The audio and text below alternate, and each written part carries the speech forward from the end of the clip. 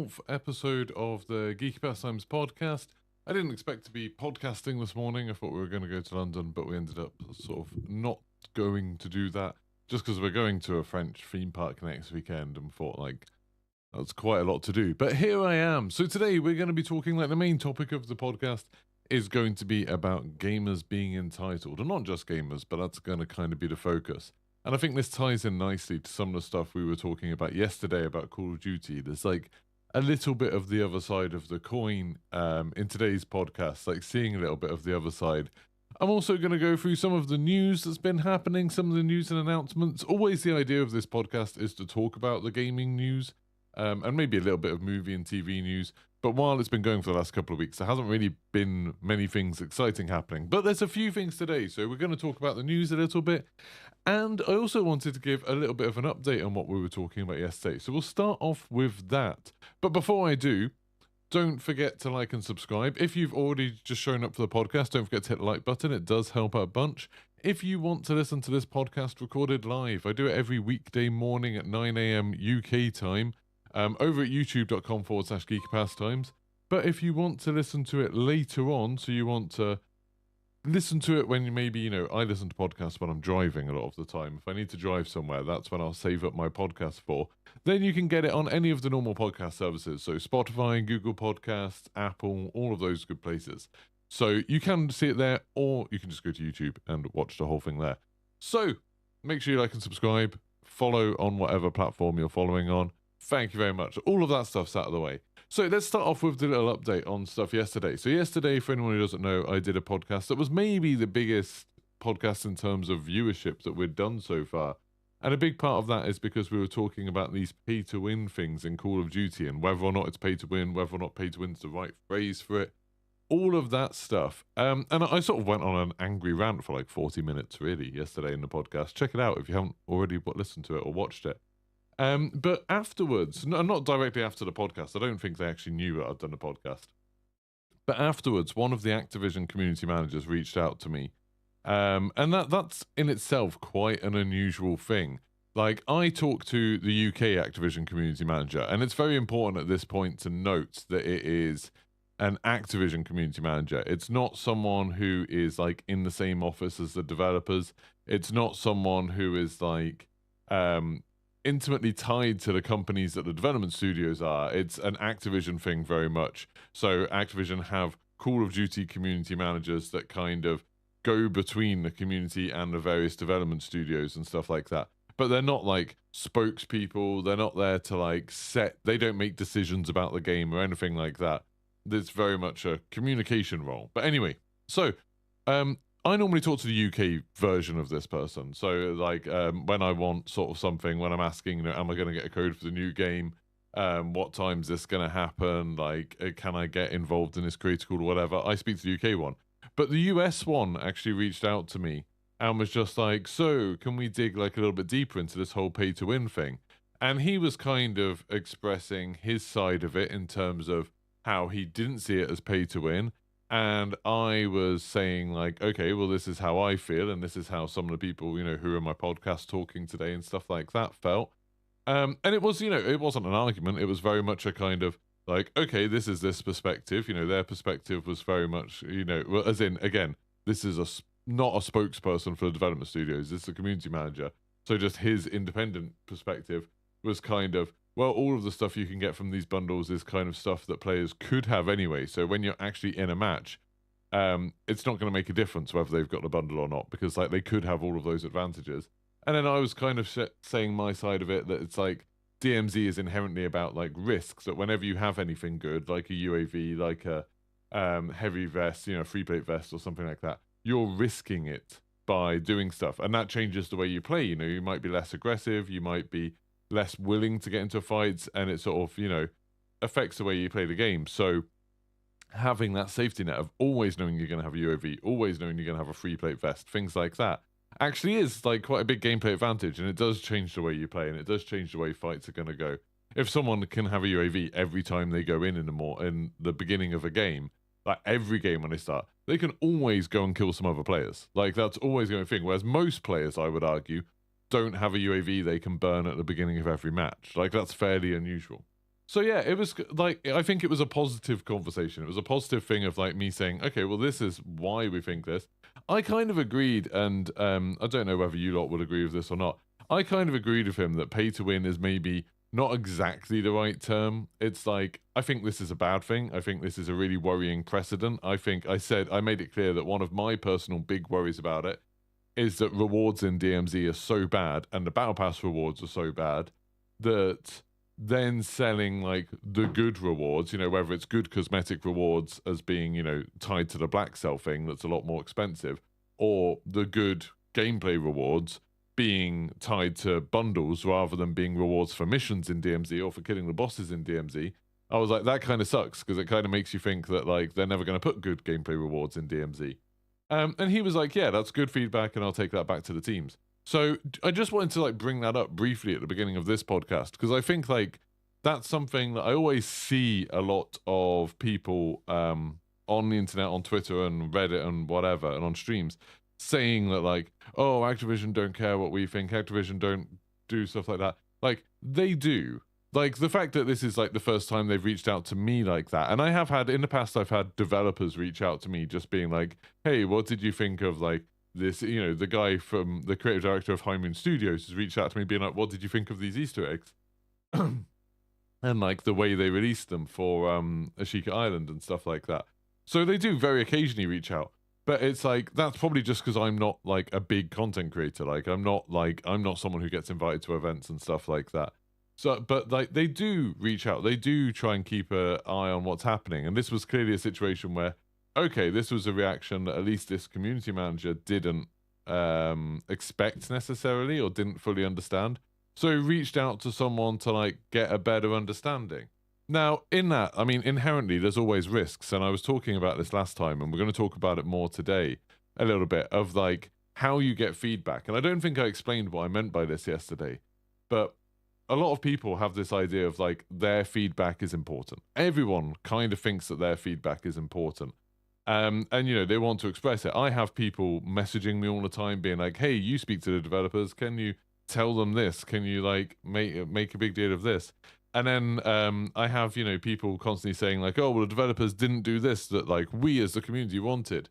And a lot of that's because the community isn't like one voice. The community isn't one perspective. There's loads of different ideas that people have about like how the game should be different and stuff like that. And again, we'll dig into this later.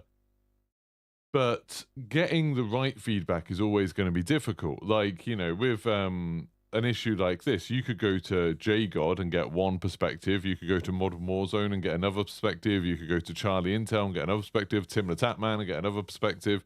You could go to some random person who's left a comment and get a different perspective. And on this, they spoke to me. They might have spoken to 50 other people. I've got no idea. But like, I think they know what they're doing in terms of how they get feedback. I always worry. Like, I genuinely worry, and I've got into arguments about this before. I got into a lot of a couple of big arguments with like Charlie Intel at the beginning of the year about, or the end of last year, about the fact that like some of those brands, some of those content creators, they position themselves and they talk as if they're speaking with the voice of the community, as if like what they say is what everybody thinks. Literally they were like saying like, nobody asked for a 2v2 gulag, nobody asked for backpacks and looting and stuff like that, and everybody wants this to be changed. And like, that's why I was like saying to them, well, no, that's not right. Like, I'm part of this community and I quite like the 2v2 gulag, I quite like the looting changes, I quite like the AI on the map and stuff like that. And then Charlie Intel just said, well, I don't care about your opinion, so I don't need to represent it. And I was like, oh, okay. But like, when those people say this is what the community wants, I do worry sometimes that Activision or Infinity Ward or Raven or whoever speak to those people and think, oh, well, they said that they speak for the community, so that must be right. I'd like to think they're smarter than that, and they realize that, okay, these people are just sort of building their brand in that way as like the voice of the community, and they're not necessarily that. But I think that's always a concern, and I think that's why there is some importance in sharing your opinion. Especially if it goes against what the kind of prevailing opinion is. I know lots of people who don't bother getting involved in Twitter discourse because it's so toxic and stuff. But I always sort of like when I see loads of people being like, oh, everybody thinks this and I think something different, I feel like it's quite important to try and make it clear that I think differently, even if that means getting in arguments with people, just being like, hey, not everybody thinks that. Like, I think this. I think that's quite important. I think that's quite a big deal. I mean, big deal. That's a relevant term, but not relevant. Relative term. That's what I mean to say. But yeah, so that's that. Anyway, I've talked about this for too long already. Let's get on with the news, and then we'll go back to that kind of topic in a little bit. So one of the more exciting bits of the news, in terms of what I think at least, is that XDefiant is a game that is now in closed beta, and we can show you stuff about it. So this is a game that I've been able to play for a little while now. I've been in quite a few of the kind of closed tests for this. And there was always a weird NDA with this game where basically you could talk about it, but you couldn't show it off. And this has been going on for months and months and months, that you could talk about it, but you couldn't show screenshots, you couldn't show video, and that meant you couldn't really make content about it. Like, you couldn't do videos about it because you didn't have any gameplay or anything like that. But now it's in a new closed beta test that's in this weekend. It's closed beta, but I mean, realistically, I think if you want to get into this, you can probably find a way.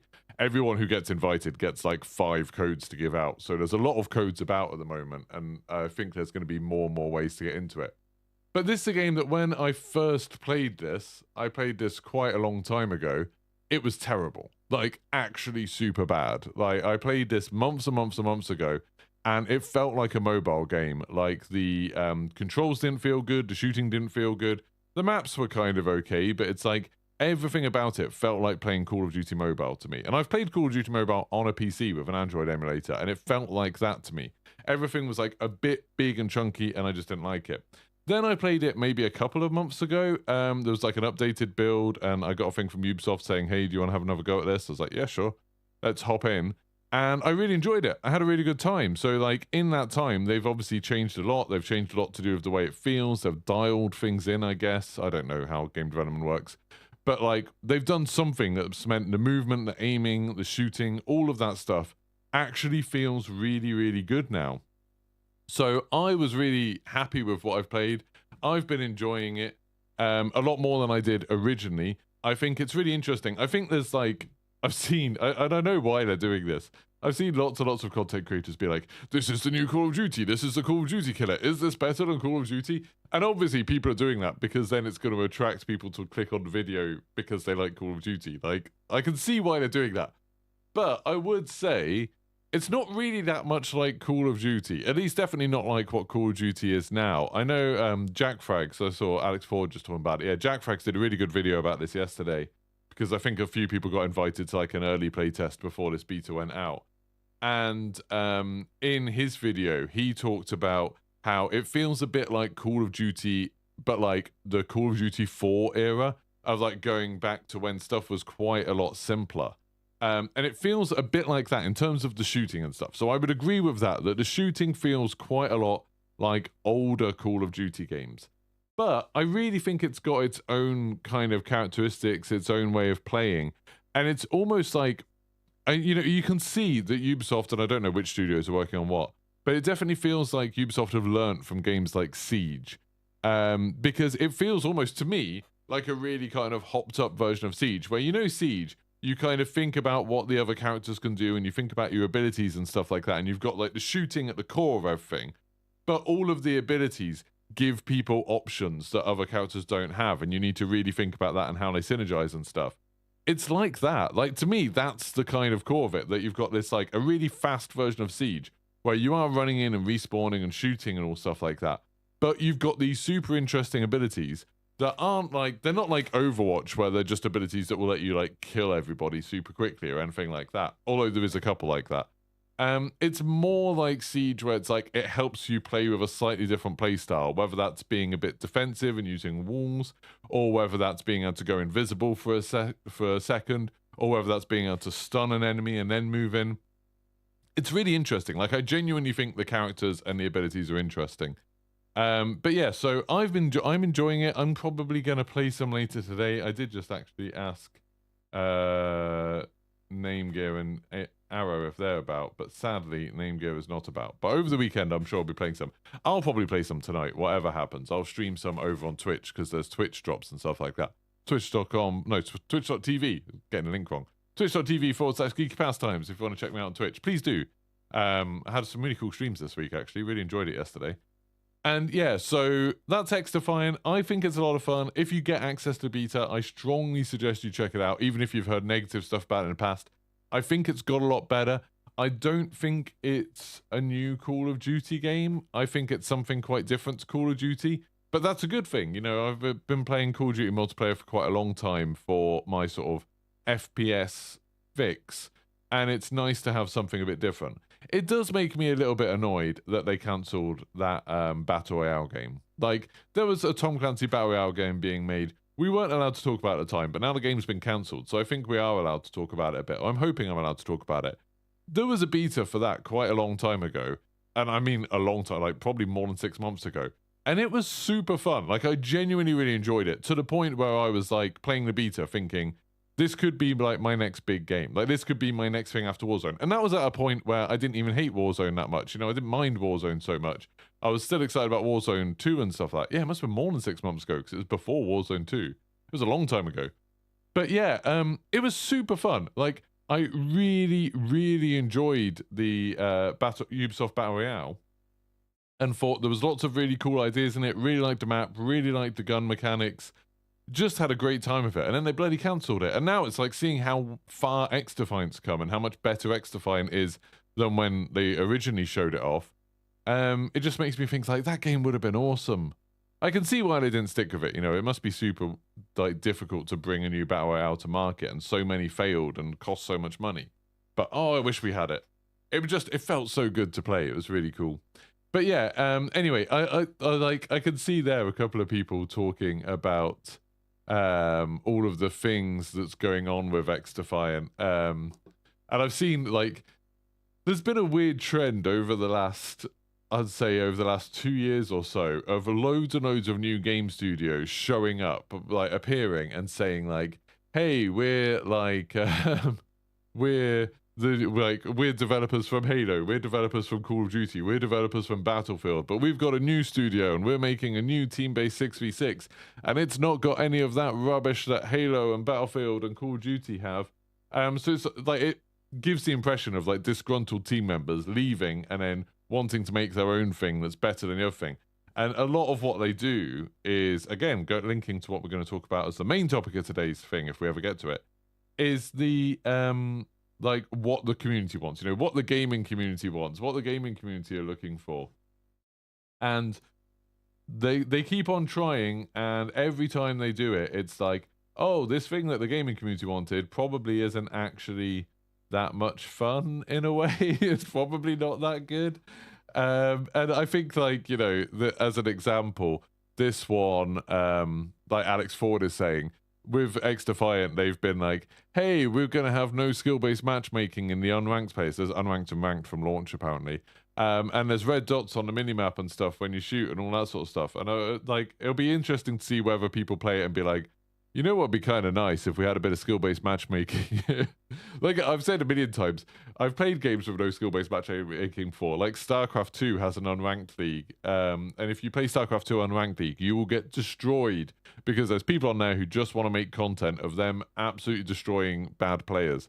And that's what you'll get in the unranked thing. You'll get people who are intimidated by ranked, so people who aren't very good. And then you'll get people who are much, much, much better than them, absolutely destroying them. And you'll get loads of one-sided matches, people leaving halfway through matches. It will be a mess. Like, unranked will be a mess. Like, I can tell you that now.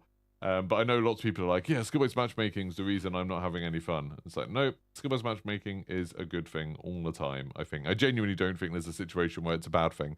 You know, that's why all major sports have adapted some sort of skill-based matchmaking, because otherwise it's just terrible and not fun for anyone. But yeah, I genuinely think skill-based matchmaking is an amazing thing and should, if anything, be a lot stricter on Call of Duty than it actually is. It's not as strict as I would like it to be. But yeah, XDefiant is good. Check it out if you get a chance. Now, that's not the only gaming news. We also had a State of Play yesterday. I was watching the chat for the State of Play, and I found it quite entertaining that there was lots of people. The State of Play, for anyone who doesn't know, PlayStation's like direct type thing. And they were just showing off Final Fantasy XVI. So that's all they were talking about. and it was exactly what they said. It was Final Fantasy 16. Just that and nothing else. And the chat was like, loads of people being like, I can't wait to see Spider-Man, I can't wait to see Wolverine, blah, blah. It's like, nope, just Final Fantasy 16. This is a game that I'm pretty much already decided I'm going to play. I played a lot of Final Fantasy 14 last year and enjoyed it. I played Final Fantasy 7 Remake and really enjoyed it. I haven't really got into any other Final Fantasy games ever. Like, I played Final Fantasy 7 a bit the first time it came around, but I only got like halfway through it before I got bored. I played 11 quite a bit. I played 13 for like 10 hours. I played 15 for like 10 hours. I always tend to get bored of Final Fantasy because I don't find the stories that engaging a lot of the time, and I never found the combat very engaging. This one is going all out on the action side of it. They've made a big deal of saying this is in the state of play. They said this is an action RPG now. They've said this is the first Final Fantasy game that's a proper action RPG. You only control like your main character. You don't like control all of the other characters apparently while you're fighting, which is kind of fun. And it's got these massive like kaiju battles where you play as the icons, which basically summons from Final Fantasy. So lots of stuff in it that sounds really good to me. Lots of stuff that sounds cool. Still not really sold on like the story and everything like that. And I genuinely think the graphics look a bit like blurry and messy. If anyone played Square Enix's last big game on a PS5, which was Forspoken, that was a game that I actually think was a lot better than people gave it credit for. I played a demo, didn't like it, saw the reviews, everyone was like, oh, it's rubbish and stuff like that. But then I got given a free copy of it, so I was like, oh, I'll give it a go, I'll play some.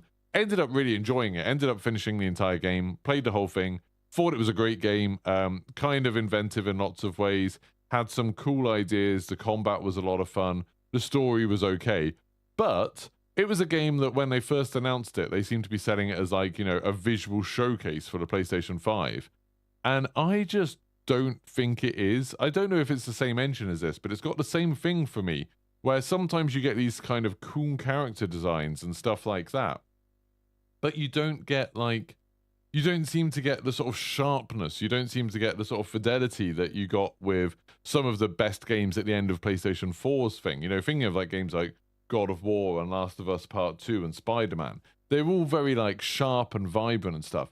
And all of the Square Enix stuff feels like it's very muddy and a little bit blurry and a little bit instinct, and there's like a million particle effects going off, and that seems to be the thing they're pushing. But like a lot of the environments are super bland, and if you slow down at all and look around, there's like the odd object or building that's super detailed, or the odd character model that's super detailed, and then everything else is kind of blurry and weird, and that puts me off a little bit. So yeah, the Final Fantasy 16 showcase, I'm definitely going to play it. I'm definitely going to give it a go. Looking forward to it. But this state of play did make me think, this doesn't look as good as I thought it would. It's not as graphically as impressive as I thought it would be. But hopefully, the story will hook me. Hopefully the combat will be fun, and then we'll get into it. I don't actually know when it's coming out. It's not like too far away, is it? Let me have a look, actually. I don't think it's very far away that this is coming out. June. Yeah, so June. I mean, I'm going to be playing a lot of Diablo around then, but it might be nice to have something to play other than Diablo. It's the 22nd of June, so it's like 2-3 weeks after Diablo comes out. But yeah, so Final Fantasy 16 looks fun. I'll probably give it a go, but we'll see. Sorry, just occasionally I'm going to go back to what people are saying in comments. Alex Ford said, makes Battlefield much more chilled. Yeah, unless you get someone good in your Battlefield lobby and they destroy everyone. But luckily, the way Battlefield's involved, if there is a good player in your lobby, you might barely see them just because you're on a big map. You might be somewhere else. Whereas in Call of Duty, generally, you will see them. You will see a good player in your map, and that's why, people can destroy it. Shadow Bear saying, people still leave with skill-based matchmaking in COD. No one's having fun. That's not why people are leaving Call of Duty. I don't think so, anyway. But in my personal opinion, people aren't leaving because of skill-based matchmaking. People use it as an excuse for why they're not having fun, for why they're losing games and stuff like that. But it never holds up to any kind of scrutiny. You sort of say, okay, so what's bad about skill-based matchmaking? And people are like, well, I'm just playing against people who are as good as me all the time, so I've got to try super hard. And it's like, but if the skill-based matchmaking is tense, then if you try less hard, then you'll be up against people who try less hard, and it'll just balance out again. You can play at whatever level you want in Call of Duty, and it will match you up to a point where your kill death will be about 1, if that's true. But people are like, no, it doesn't work. Skill-based matchmaking is really unfair. Like, I play one really good game, and then I get into a load of games against COD pros, and I can't possibly win. That also doesn't happen. Weirdly, when people used to say that happened in Warzone, then that SBMM Warzone website came out. You couldn't suddenly all of that dried up a little bit because people could say, "Oh, show me your games," and it just didn't happen where you won one game and then the next 5 games were super tough. You look at like all of these teams doing nuke runs where they get 5 wins in a row. I've done 5 wins in a row on Warzone. It doesn't on Warzone 2. It doesn't make any sense that like that's how that would work. It does seem like it puts you in hard lobbies when you're actually on your nuke run when you have the contract. But the fact you can win 5 games in a row, I genuinely think the reason people think skill-based matchmaking is so punishing is that they win a game, they get a bit arrogant, they get a bit cocky, they get a bit too brave with how they're doing stuff, and then they get humbled in the next game because they weren't paying as much attention. I genuinely think that's what's happening a lot of the time. But yeah, it's just skill-based matchmaking. All it's doing is making it so your games are fair, that the other people in your games are about as good as you. And it's not super strict. You're still going to have people in games. I still see people in games all the time, whether I'm playing or I'm watching streamers, where sometimes they come up against people who are much worse than them. Sometimes they come up against people who are much better than them. And the same thing happens to me. But it's very easy to sort of make this narrative without having to prove it, of saying like, oh no, well, you know, I can only play one game, then I'm up against like the super pro COD sweats. It just, like, that's just not how it works. But yeah, skill-based matchmaking thing. And then I also hear the argument that, oh, well, skill-based matchmaking, no one's ever going to improve, and you can't feel your improvement because, you know, as you get better, the enemies get better, so you're always going to be about the same. And it's like, but that's fine, because that means then the people who play like 1 hour a week and aren't interested in getting better at Call of Duty, the normal people, they're having a good time because they're doing fine. They're in a fair fight. Like, all of the matches are quite close. And then in the people who are super good at the game, they're having a fair fight and all of their matches are super close. Like, the idea that people want to get to the point where they can just destroy lobbies and be like by far the best player in a lobby, like, that's not fun for anyone else in the lobby. And really, it's probably not fun for many people to get there. Like, I remember back when I used to play a lot of games that didn't have skill-based matchmaking, like Battlefield Bad Company 2.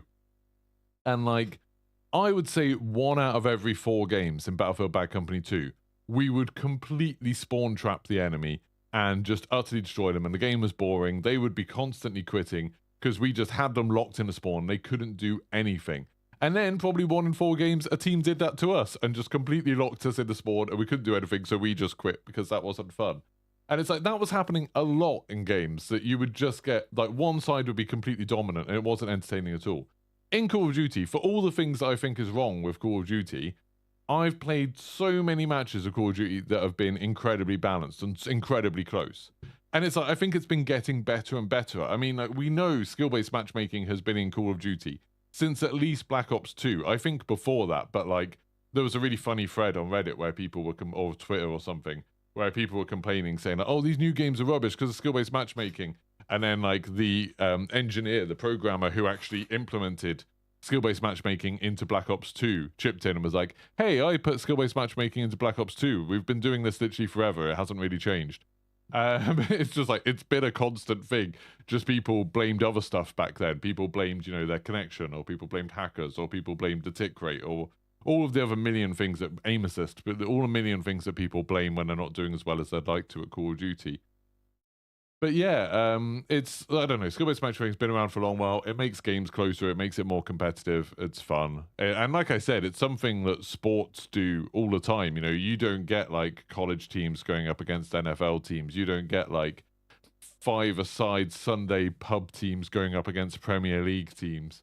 You know, you play golf, you have a handicap. You play like any sport, any serious sport, you have like leagues and things like that, to try and keep people, and brackets and divisions, to try and keep people who are about as good as each other together, because that makes the game more fun for everyone. That gives everyone a chance to enjoy it, rather than just being like, hey, we've got a lobby of 150 people. Let's have one person having a great time while everyone else has a terrible time. Like, that's rubbish. Like, that is just a bad way of doing it. But yeah. The FA Cup. I mean, I don't know. I don't know anything about football. Oh my gosh.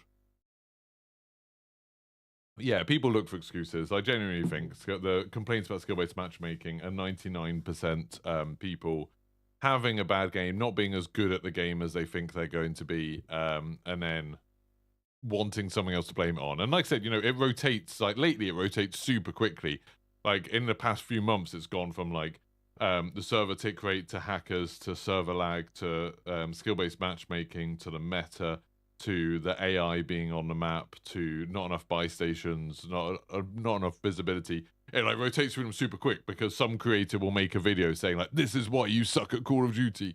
This is why you can't play Call of Duty. This is why Call of Duty is terrible. And they'll just keep rotating through the reasons because they, you know, want to make a new video that gets lots of engagement. And then everyone's like, comes into my comments and comes into my chat being like, well, yeah, this is why Call of Duty is bad. And they're just parroting the exact thing I've heard from some content creator. It's like, oh, tedious. Anyway, yeah, I mean, I've made my thoughts on skill-based matchmaking clear repeatedly. So I'm always interested to hear someone's arguments about why, like, if anyone could convince me that skill-based matchmaking is actually a bad thing in some way. But it's been going on for years at this point, and I haven't heard a single argument that makes skill-based matchmaking sound like a bad thing.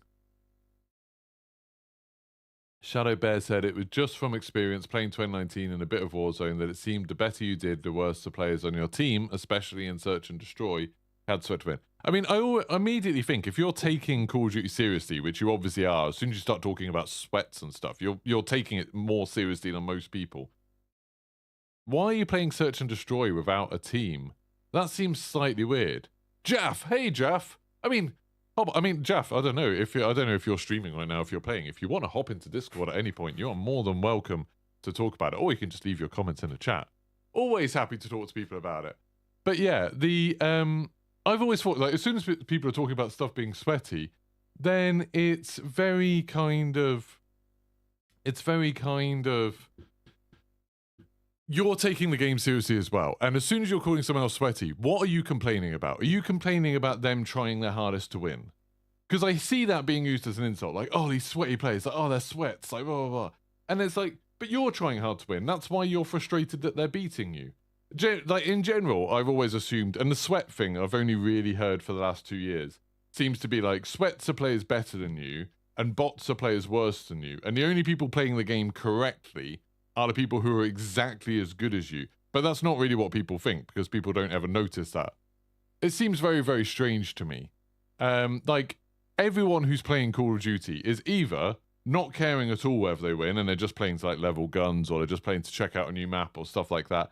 And then you don't really notice what the other players are doing or how they're playing. Or you're trying really hard to win, and then you're going to pay loads of attention to what the other team are doing and how they're playing and stuff. So it's like, I don't understand the whole sweat or try hard or anything like that language at all. Do you not know that sweat means many things? Go on then, vids of your mum. I'm sure I'm going to hear something. Okay, Jaff, shall we use one of the Nuke Squad Discords just to make it easier to find? Let's have an impromptu interview with Jaff.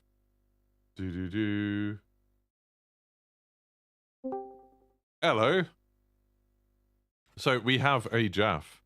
I've just hopped into a random thing. I don't know if I should really hop into a separate one, but we'll see how it goes. Maybe I'll stay there. But yeah, hello, how's it going? I'm all right. How are you? Yeah, good, thank you. Thanks for hopping in. That's nice. No, of course. I noticed that you guys are doing this, and you're doing this in the morning, so I hop on my breakfast in the morning. your pre-nuke attempt entertainment. Okay. Pre-stream entertainment. I'm getting ready for the morning. They're saying you're a bit quiet. There we go. It's because Jaff's much louder when he's playing Warzone because he's excited. I am. So. This is my pre-stream voice. This is. Yeah. So I understand the fors and against of SBMM. There are some major fors, and I fully understand that. My biggest issue when it comes to SBMM in this day and age is it's not transparent at all. Yeah. There's no transparency. So, I mean, I like to personally compare the likes of Call of Duty to other titles of FPS genres. So one right now is on the up and coming, which you would have heard of, is XDefiant. Yeah, we were talking about that earlier. Yeah. So, I mean, obviously it's very early stages. We don't know what the longevity of the game's going to be like. Obviously, really does depend on in regards to, you know, post-release content, right? Like any other game. Now, what I love about XDefiant, I've not played it. I've got a code. I'm downloading it. I'm going to be looking to play it tonight. But what I love about XDefiant, and I've been in this space for 48 hours, is how everything's so transparent. Yeah. Now, you look at the likes of Call of Duty, and me personally, I really like Season 3. Personally, I really like it. I think it's just, it's not, no means it's perfect or anything like that, but it's definitely a step in the right direction. And one thing that Call of Duty have done well as of this past, I'd say like 48 hours, has been really transparent in regards to the bugs. But one thing they've never been transparent about is skill-based matchmaking. Yeah. Now, personally, I'm a big, why I think as to why skill-based might be a bad idea is that if you told everybody about skill-based matchmaking, there would be a massive, in my opinion, massive hoo-ha about it. Now, the reason why I'm saying that is because when you look at the likes of games of ranked, like Apex Legends, like Fortnite with Arena, like any other game of ranked, Yeah. people specifically don't play ranked to play casually. Yeah. When you play with skill-based matchmaking with the likes of Call of Duty, where it's tiled up to the top, that is essentially a ranked play lobby. Yeah. Especially the way the state is in right now, because there's not many players. So there is no, like, in regards to like transparency of what it goes off. Like when ranked play, it goes off a ranked, right? So you play a game, you get a ranked SR rating, and it kind of gives you that that rank, so you get put on those lobbies, right? Whereas Call of Duty, there's absolutely no transparency on it all, and in fact, they deny that it exists. I don't know if they've denied. They just don't talk about it. They just they don't answer stuff. Whenever they get questions, they like quick swerve around the corner. Do you know what I mean? They never address it. So I think the reason they don't talk about it, I mean, like they have, as I was saying, I was talking about it a bit earlier in the podcast, that like an engineer who worked on Black Ops 2 was like, hey, I built the SBMM in Black Ops 2. Like, this has been a thing in Call of Duty forever. We've always done this. It's just like in the last few years that people have really started paying attention to it. I think the reason they're not more transparent about how it works, to answer that first point, is that it helps people to game it. So if they said, okay, it looks at your last 5 games, and then, based on your last 5 games, we'll try and match you up with other people based on this, this, and this. You would immediately get people, like, say, you guys doing the nuke thing, there'd be a temptation before a nuke run to play 5 games offline and just tank them, because then you would get easier lobbies for the next ones, or get your nuke contracts, then tank 5 games, and then get easier lobbies to like win the nuke contract. Because you're gonna get better content, you're gonna get better videos, you're gonna get better clips. Like lots of people do stuff like that, and I think like that's why they're not very transparent about how Ricochet works, about how skill-based matchmaking works, or anything like that, because they're always kind of, if you don't need to know it, then it's probably better to stop people avoiding it. And then the idea, like getting the rank, like you were saying about having the, getting gold or platinum or stuff like that, I do think that's always a better thing. Like, I would like it if Warzone just, as a default, told you, like, hey, you're a silver player, you're a gold player. I think the reason they don't do that is because a lot of people are going to be bronze and silver and are going to be annoyed at that. Like if you look at games where the default is ranked, so games like StarCraft or Heroes of the Storm and stuff like that, there's huge numbers of threads all the time when those games are active, being like people complaining, saying, I can't get out of bronze, all my teammates are bronze, I can't do anything, like I'm trapped in bronze, it's awful. Because people don't like thinking that they're average or below average. But there's always going to be half of the player base are below average. But you don't want to get told that. Like, you don't want to see that. And it's like, it's great for people like you that'll be like top 250 and stuff like that. But definitely. Yeah. But, I mean, obviously it's always going to favor someone like myself, right? Yeah. About trying to be in as big as head as possible. It's always definitely, yeah. You're like, you're in the sort of, you're playing Warzone for like, 6 hours a day. You're going to be much higher than people. Like, imagine if you came on, like you work all week and then you come on for 2 hours on the weekend, like a normal Call of Duty player, and then the game's like, hey, you're in the bottom division. Like, definitely. Definitely. But that's why I think the staple for a game in this day and age, which is one thing I really like. I'm really intrigued by XDefiant because they've done a lot of it right now. They've openly talked about there's no SBMM in public matches, and then obviously they're going to be adding ranked. Rank's supposedly meant to be in the beta. I think they've got a couple of teething issues because it's like day one of release and stuff. For me personally, as a whole, we only see what's around us. So, I mean, me, you, the likes of any other pro that's in the scene, right? We're surrounded in an echo chamber where, through our communities, we'd see like some people be for and against it because some people be like, oh, I don't want to be absolutely destroyed by a streamer, or some people might be like, well, I'm playing in sweaty lobbies 24/7. Something needs to change here. And some people don't want to. Some people kind of admit they're not the best of best players, but they just want to be able to get about their lobbies in their own way, right? But sometimes they just can't. That's hence why the sweaty term comes around, right? Like, I see it. I mean, I'm sure you see it in your community. I see it in my community all the time. Like, oh, it feels like the SBMM's up cranked today. I'm not playing today now because I can't even like get a win or can't get close to win or top 5 placement. I think the reason why in this day and age it's so talked about is because it's so like, what's the word I'm looking for? It's like the Bermuda, right? There's such an unknown in there, right? Yeah. There's nothing to go about. Apex Legends, in my opinion, the reason why it does so well is obviously, the gameplay and the format of it's brilliant. But they have no SBMM in their public matches, but they talk about how their ranked SR works, and it's very transparent. I would say I'd be shocked if that's true that Apex doesn't have any skill-based matchmaking going on. They have it, but the way they've openly talked about it, and again, someone in your community might be able to prove me around. They've openly talked about how they did a blog post, and when I read the blog post, it was mainly connection-based matchmaking.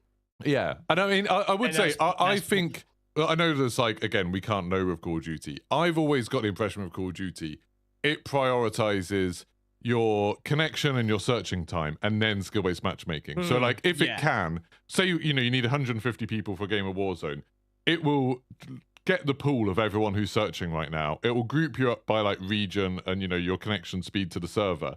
And then it will worry about skill-based matchmaking. So it'll be like, okay, so we've got like 300 people who are near the London server and like are searching right now. We'll put the top 150 in this one and then the bottom 150 in this one. But because it's so many people, you're always going to get like the weird outliers. And you guys playing in the morning, that's when skill-based matchmaking's weaker just because there's less people 100%. Playing. Like that's 100%. What you're playing on a Friday evening is like hell compared to playing on a Monday morning. I mean, definitely. I mean, the way I look at it right now is that I've always said this. I would love if game, because I've seen this through XDefiant, and again, I keep mentioning these, but no, I mean that's what brought us onto this topic was XDefiant. Yeah, so to me right now, XDefiant, if they play their cards right, they are probably going to be the only closest rivals to ever Call of Duty have ever had. Yeah. In that FPS arena shoot, and obviously, I'm not talking about the big style. Obviously, you got Battlefield and the big style and all that type of stuff. The big maps. I'm talking strictly 4v4, 6v6 arena shooters.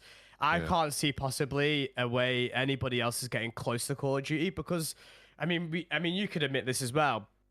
Call of Duty can produce rubbish, but they'd still have players. Yeah, I mean, and to be honest, like, even the worst Call of Duty is a lot better than most of the other 6v6 shooters. 100%. I mean, the Jetpack CODs, it still survived Jetpack CODs, and it's come out and flourished. My favourite COD is Advanced Warfare, but one of my favourite CODs is Advanced Warfare as well, Black Ops 3, but that's subject to opinion, right? Not many people would agree with that opinion. Yeah, controversial opinions. Yeah. Controversial opinion from us, but I mean, I'd love to see jetpacks come back personally, but we're never going to get it. But the way I look at like XDefiant, everything's been so honest and upfront. Yeah. I see developers going into the big streamers chats, speaking to their communities, openly talking about them, like how the game works, how the aim assist works, what the settings are the best, how SBMM works.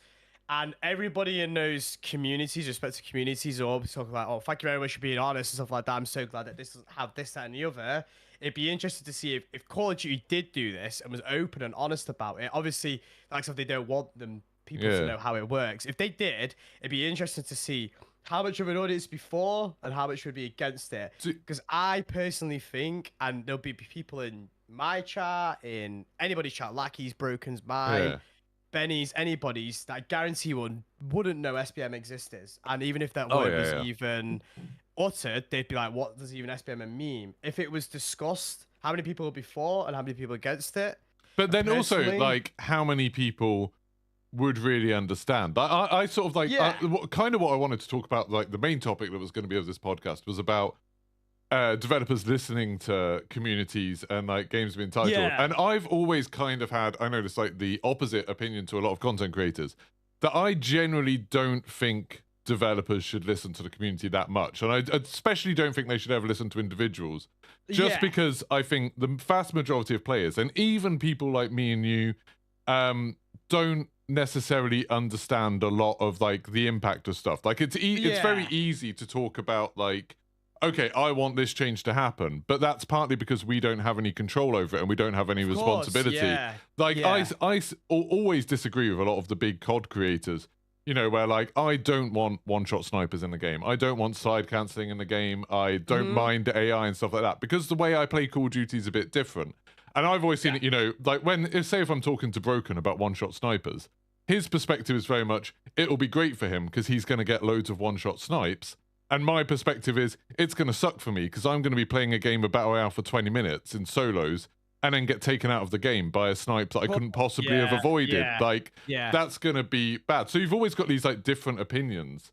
And the idea of, say, like XDefiant talking to their community and listening to them and saying all these things, like, I've seen so many of these new FPS studios and newer games coming out where people are like, you know, Dr. Disrespect's things doing the same thing, where like, we're going to do all of the things that the community want. We're going to have all of these things, you know, red dots on a minimap, like super fast, complicated movement. We're not going to have any of this.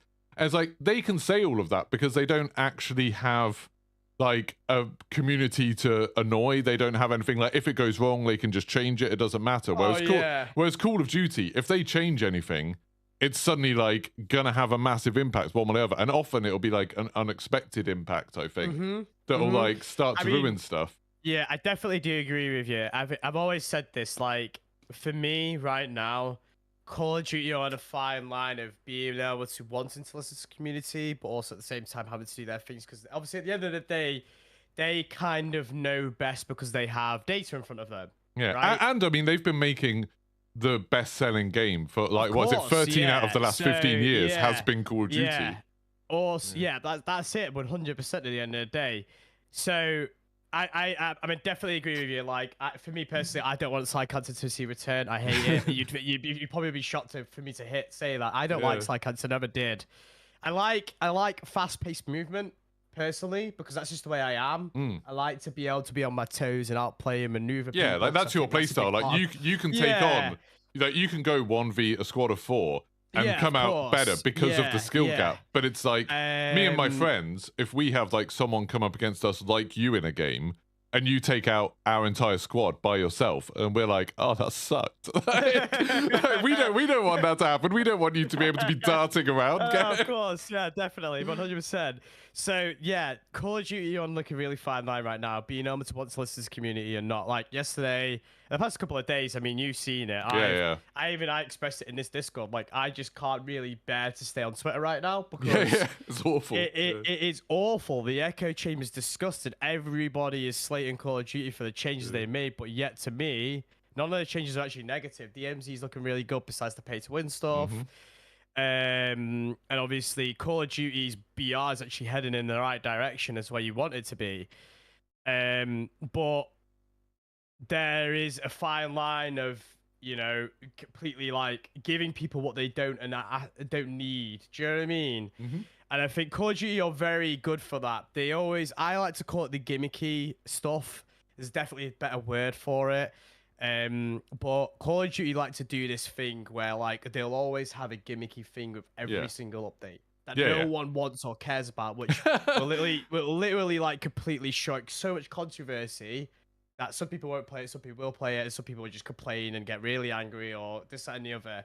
Now, I've always said this, whether they do that for clicks and publicity, whether it is or not, I don't know. Like, from a business standpoint, I understand why they do some of the stuff they do. Just out of curiosity, what do you think the gimmick was for this season? What was this update? The pay to win DMZ stuff. Oh, the stupid. They didn't need it. No one wanted it. Were you in the creator call last week? No, I wish I could be in the creator call. I was like, I'll send you a message about like, I should be able to get it. But anyway, I just pestered them until they let me in. But one of the really interesting things was in that creator call, they didn't mention those at all. They never said anything about it. They don't talk to the community. I guarantee if they mention it in the call, everyone would be like, whoa, whoa, whoa.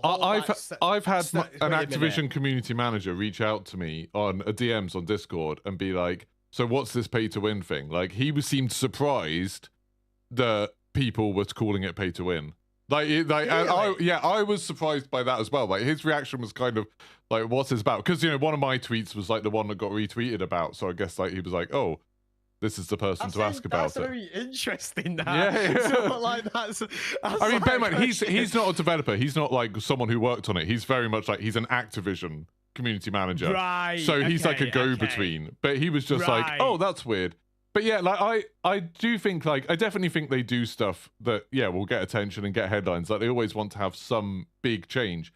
But I also think, like, normal Call of Duty players don't know anything about it. Like, my friends who I normally play with, like, who I know from real life, they will go to play Call of Duty this weekend and be like, what the hell, why have I got to download a 30 gigabyte patch? And they'll be annoyed about that.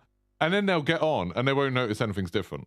Yeah, 100%. Like, they won't notice anything about the game is any different. Yeah.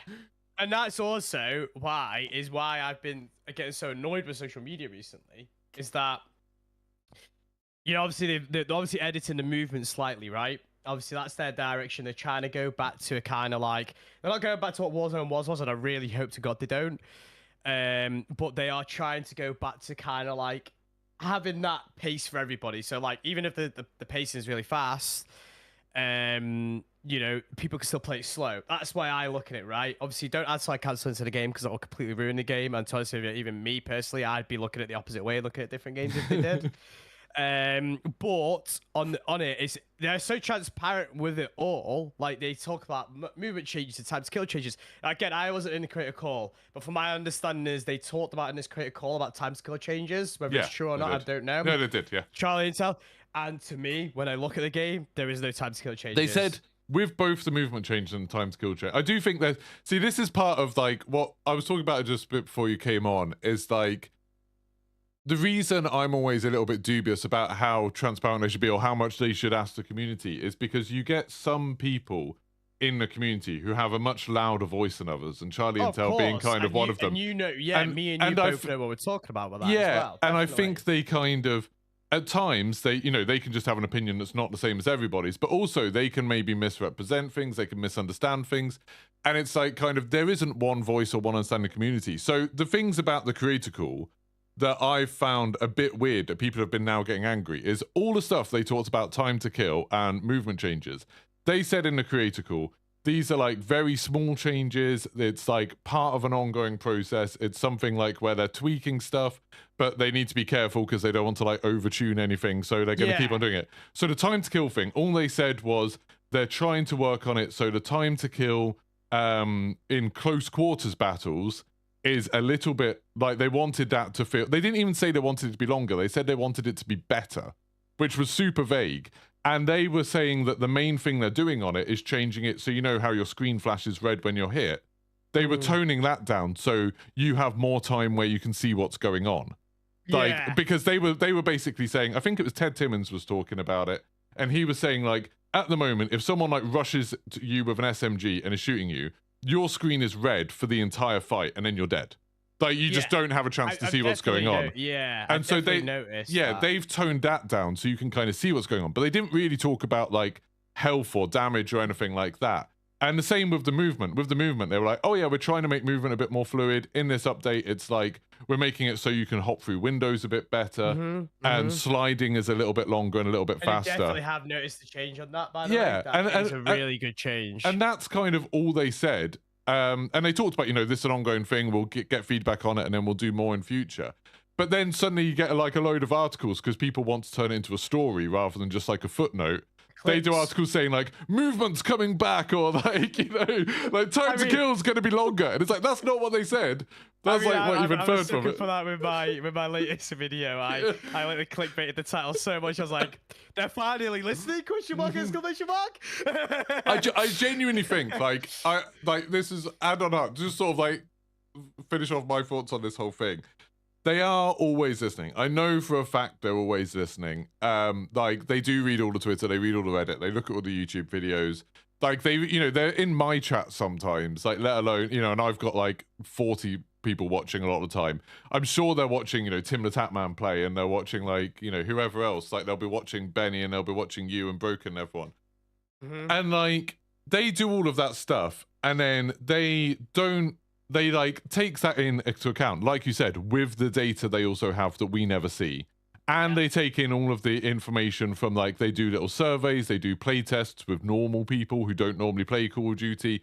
They get all of this stuff. And then their massive teams, they make decisions based on what they can do, what they know isn't going to completely break the game. Like, they don't want to make any too big changes at once, you know, and mess stuff up while the game's running. And, like, I think they do all of that stuff. And then the reason they don't come back and talk to us that much is because, like you said, Twitter's awful. Like, every time any of the community managers or anyone pokes their head over the parapet and posts something, it's just, I mean, like, I get it. Like, if I, you know, have relationships with some of the developers, stuff like that, where they follow me on Twitter and stuff, and I'll post something that's not that, you know, it's just a stupid joke or something, and then they'll reply to it with a GIF. And then you'll get like 20 replies under it being like, why can't you unban me? You need to fix this. Like, fix your horrible game. And they'll just get like a torrent of hate. And it's like, oh my God, like, this is horrific. Like, when I met Ted Timmons last year at the Pokemon Championships in London. And he just happened to be there and like saw that I was there. So he sent me a message being like, hey, do you want to meet up? I was like, oh, cool. And he was there with his mum. It was his mum's birthday. And it was so nice seeing him, like, me and him were, like, talking about Call of Duty. Then he was, like, explaining it to his mum, who was next to us. And she was like, oh, okay. And it was, like, so weird seeing him as, like, just a normal person explaining to his mum who didn't know as much about video games. And it was, like, people don't see him like that. People see it as, like, we want these changes. You need to do what we say. You're, like, the worst thing ever. And it's, like, no wonder they don't talk to us about this stuff. Because, like, why would they? It's why, I mean, I don't have a massive following. I know that. It's why I'm so careful on social media. I know I found myself recently, which is really bad. I don't tweet as much because I just don't like loading up because every single day it's a new thing. Oh, this is that has happened. This and that's happened. This and that's happened. I'm like, ugh, I just want to see some positivity on the timeline for a change. Do you know what I mean? Yeah. And it is genuinely the reason why it. I mean, to answer your question, why a game is so titled. One of the reasons is because of social media. Yeah.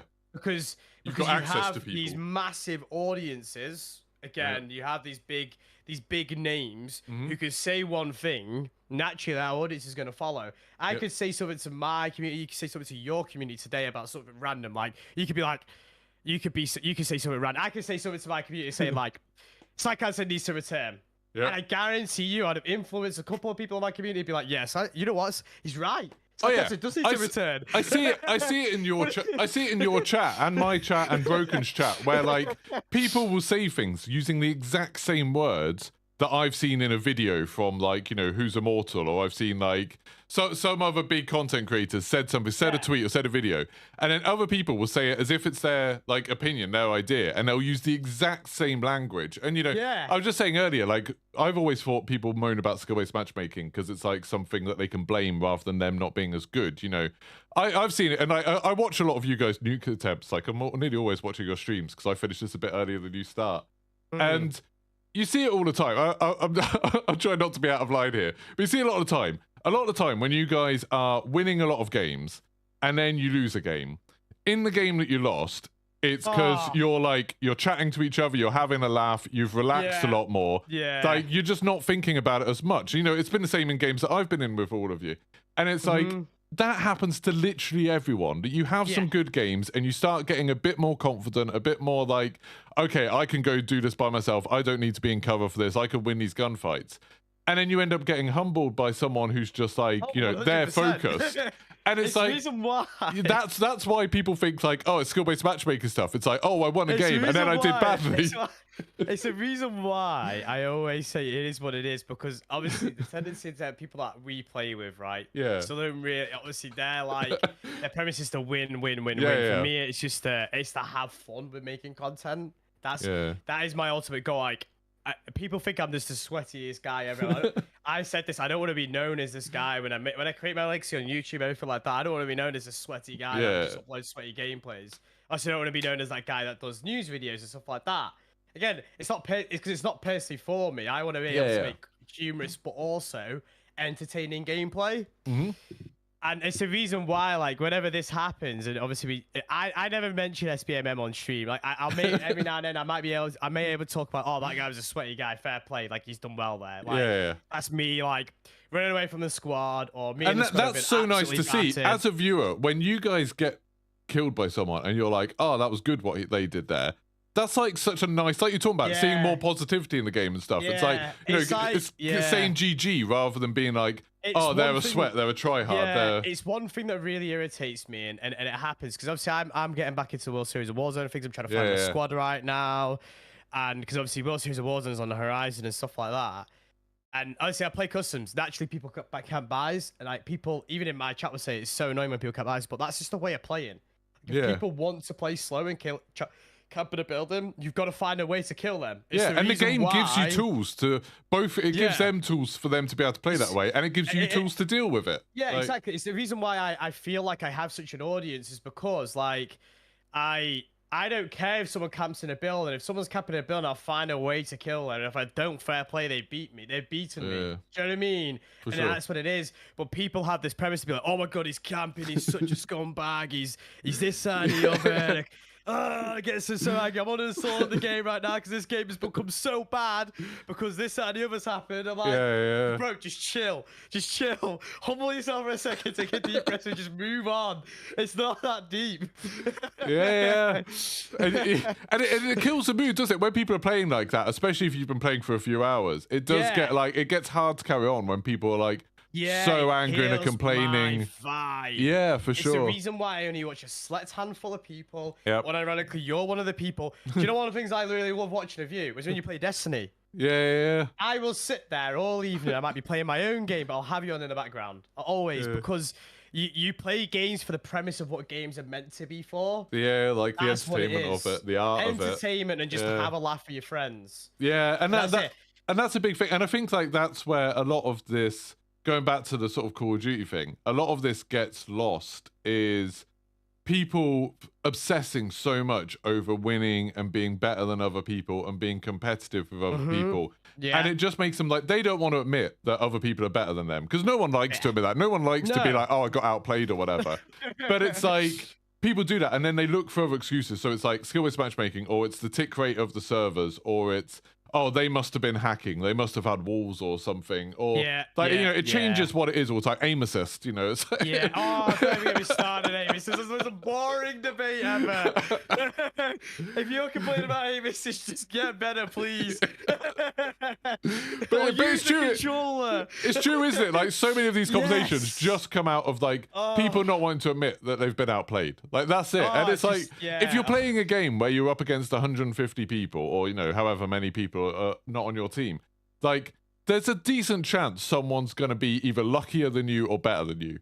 And it's not that they're like a tryhard and a sweat, they're not playing the game wrong, or like they're camping or they're drop shotting or whatever it is. It's just like they did better in that situation. That's what's going to happen in the game. And it's like, if all of the things, all of the conspiracy theories people have about skill-based matchmaking and stuff being rigged and stuff like that, I genuinely don't think you'd see people going on nuke runs. You wouldn't see people getting like 5 wins in a row. And you wouldn't see people like Iceman Isaac, you know, going on like 100 win streaks or whatever he does. You wouldn't. No, like stuff like that happens because there is a skill gap. The game is mostly pretty fair.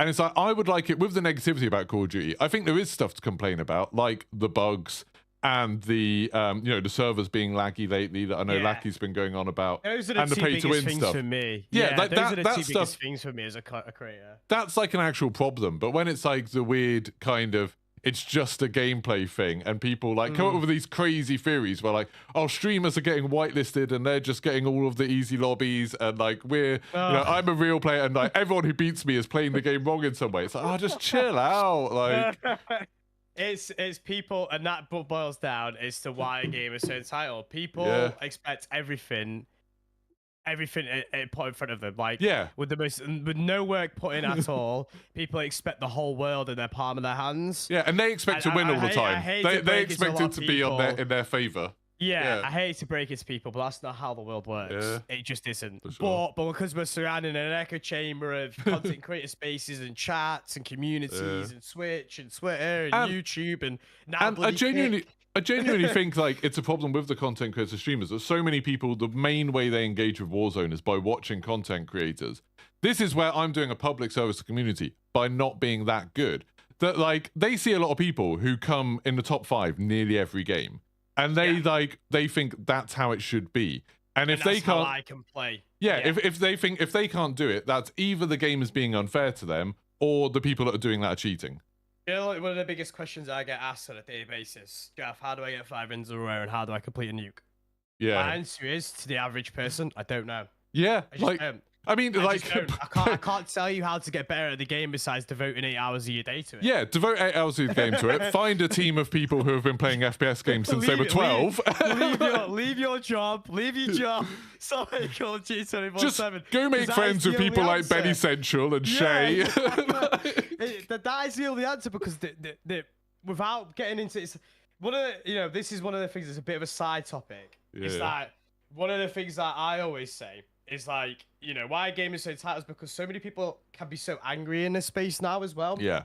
Because it goes back to the point of being influenced so easily. I remember when I first started when I started realizing that I was getting angry at games. I used to sit there, me and my brother used to do every single weekend. We used to play FIFA Foot Champs, right? What the hell? I don't know what that is. So basically, FIFA have like a weekend league essentially, okay. right? It's like the rank play equivalent. So you know what Ultimate Team is, right? No. So you build your Ultimate Team. Oh, Ultimate Team. Yeah. You build your Ultimate Team. You do talk about pay league. to win. Yeah. Yeah, definitely talk about pay to win. And I was a sucker for that, by the way. I used to spend hundreds of pounds on that game. It was so bad. That's why I don't play it anymore. But anyway, I used to see my brother, right? I used to play like 30 games in my bedroom, and he used to play 30 games in his bedroom, right? And we used to sit there with each other and give each other tips when we were playing. And I remember, like, after about 5 months of doing this, I used to look at my brother and he'd be like, he used to be so angry and scream. Yeah. Like, this game is, BS and all sorts. I'm like, is this what I'm like? I looked in the mirror of myself and I was like, I need to change myself immediately because I didn't want to be that person. Yeah. And that goes down to obviously, like, you have your way of doing your content. This my way to do content is like, I want to be known as that positive guy. Take a really, really rubbish and crappy situation into something really positive.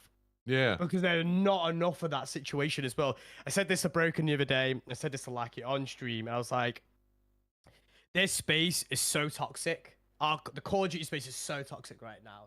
It's so hard to find a gem in it.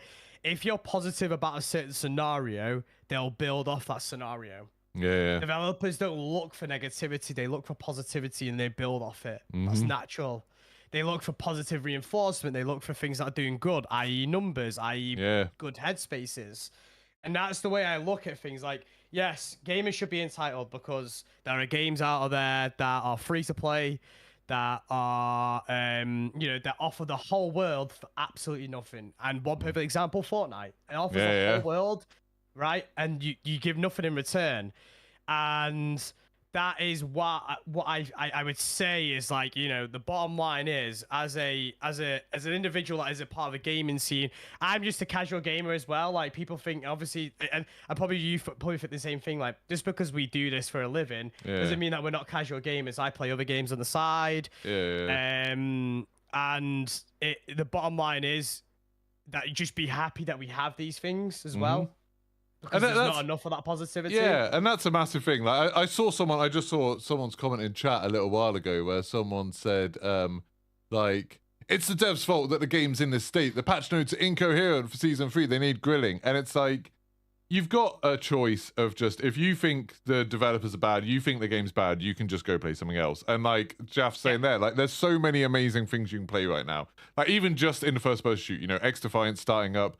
You've got, like, Rainbow Six Siege is still, like, doing really well and amazing. You've got Apex. You've got, like, a ton of different things. And it's like, it's not worth you getting angry and furious about stuff and, like, changing it. And I really hate, like, when people turn that into, oh, it's the devs' fault. They need to hear what we have to say, blah, blah, blah. Because you don't see their side of the argument at all. And, like, they can't ever be transparent enough to let you understand that. Like, you'll never understand what it's like to make a Call of Duty game. Unless you work with them for, like, 5 years. You're never going to see that, ever. Because they're going to have demands that are super complicated. Like, we always found that like with Warzone, when a lot of people were complaining about things, I had one of the Warzone developers reach out to me in Twitter DMs and be like, it's so stupid. Like, all of this stuff is just about MTU size. Like, there's amount of information in a packet is like 512 kilobytes or something. We're hitting that limit constantly. Every time we change something, we have to take something else away. And it's like, that's just something that's too complicated. I can't explain it to normal people. So, like, everyone else just thinks we're lazy because we haven't changed this, this, and this.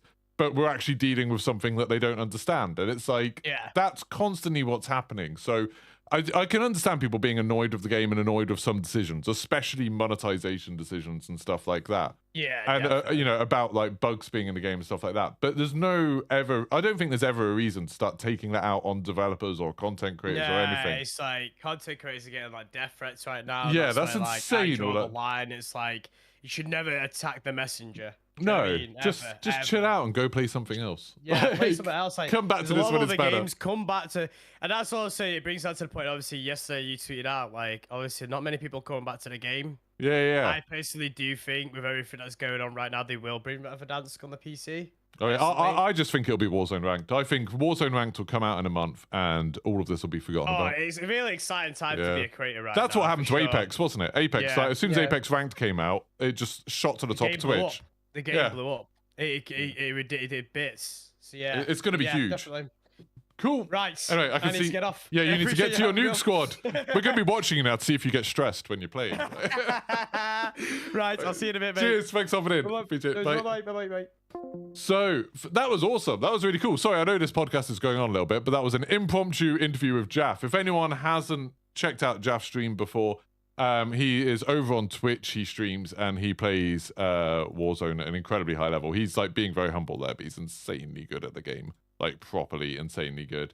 So yeah, make sure you go check him out. There's a couple of things I still want to talk about, and I still want to go through a lot of your comments. So this is just going to go on a bit longer. I'm just trying to get his link so I can send it. So yeah, if any of you want to go follow Jaff, who was just talking, that is the link to his Twitch. Anyway, that was an awesome conversation. Completely unexpected. Kind of went a little bit sort of like away from what we started talking about there. That was very cool. But I agree with what Jaff's saying, and I think he's coming from a similar kind of perspective as me. He obviously, I mean, that started because he's got a different perspective on skill-based matchmaking, and his whole argument about it being something that would be better if the developers taught to. I think it's very easy and like correct, like not a bad thing to say what you would like in a game. I think that's fine. I think, you know, I do it all the time. I'm always speculating about, you know, before Warzone 2 came out, what I would like to see in Warzone 2, what I would like to see in Season 3, what I would like them to do with DMZ and stuff like that. And, you know, Jaff there talking about, like, what he would like them to do in terms of ranked, in terms of skill-based matchmaking and stuff like that. I think talking like that is fine and, you know, possibly productive. It means developers will see it and be like, oh, this is a thing that at least some people are interested in, some people want. Generally, I would say probably 99% of the time, they've already had the same thoughts. I had someone earlier ask whether the guy that reached out to me about pay-to-win stuff actually plays the game. They do play the game. I know a lot of the developers play the game. I know a lot of the community managers do play the game. I've played the game with some of them. You know, I've played the game with Sean, who's the UK community manager for Activision. We've played a bit of Warzone with him. He's better than me at Warzone, for sure. He's good at Warzone. Like, he's a good player. He does weird stuff. Like, he uses riot shields a lot, but like riot shields and rocket launchers, it's a bit strange. But yeah, it's definitely like, these people do play the game. They've probably had the same thoughts about what they would like to change in the game, what they would like to do. But as I was kind of trying to get across there, they've got a lot more demands on them, responsibilities, a lot more information, a lot more data. That means that a lot of the stuff either wouldn't necessarily work, or it wouldn't be good for the majority of the player base, or it would affect something else in a negative way. There's a million different things that like they have to think about that we don't. So it's super easy for us to be like, oh, I wish they would do this.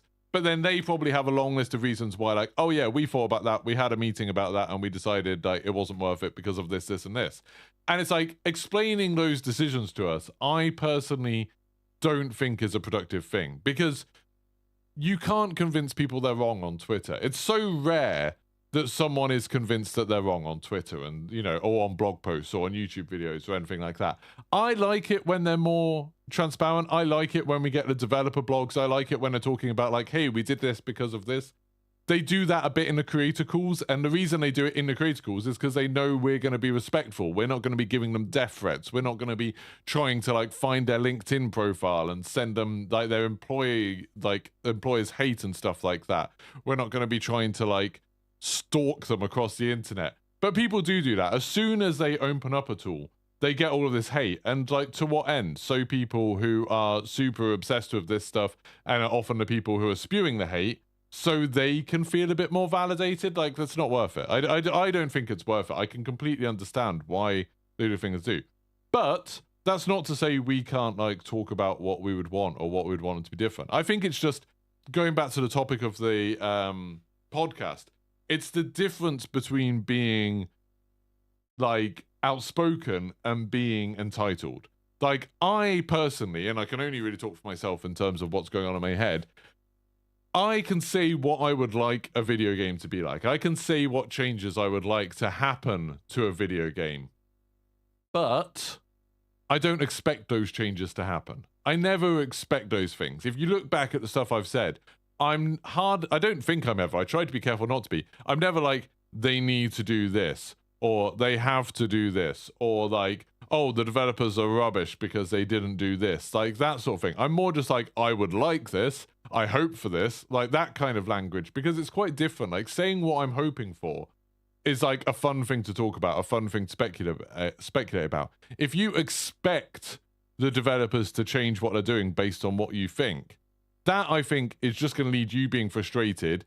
You're showing kind of your ignorance because you don't know what demands that they've got on them, and you don't know what sort of situation that's going through, like all of the different demands, all of the different kind of, I don't know what word is, factors in any of that decision making. We can't understand that. Anyone who doesn't work for them, and even a lot of people who do work for them, can't understand a lot of that stuff. We just don't have access to that information. If you're like saying like you expect them to make the changes because you want them, that's a bad idea. That's like a I think it's a stupid idea. It's an ignorant idea, and it's not how I think things should work. Not just in the entertainment industry, and basically any industry other than government. You know, in the government, you have democratically elected leaders. You should be able to say, hey, this is what should happen. This is what should be different. But then you should also accept the fact that there's lots of other voices, lots of other people, that's how democracy works, that might disagree with you, and you kind of have to either convince them that you're right, or you have to accept that, okay, you're in a minority and it doesn't work out for you.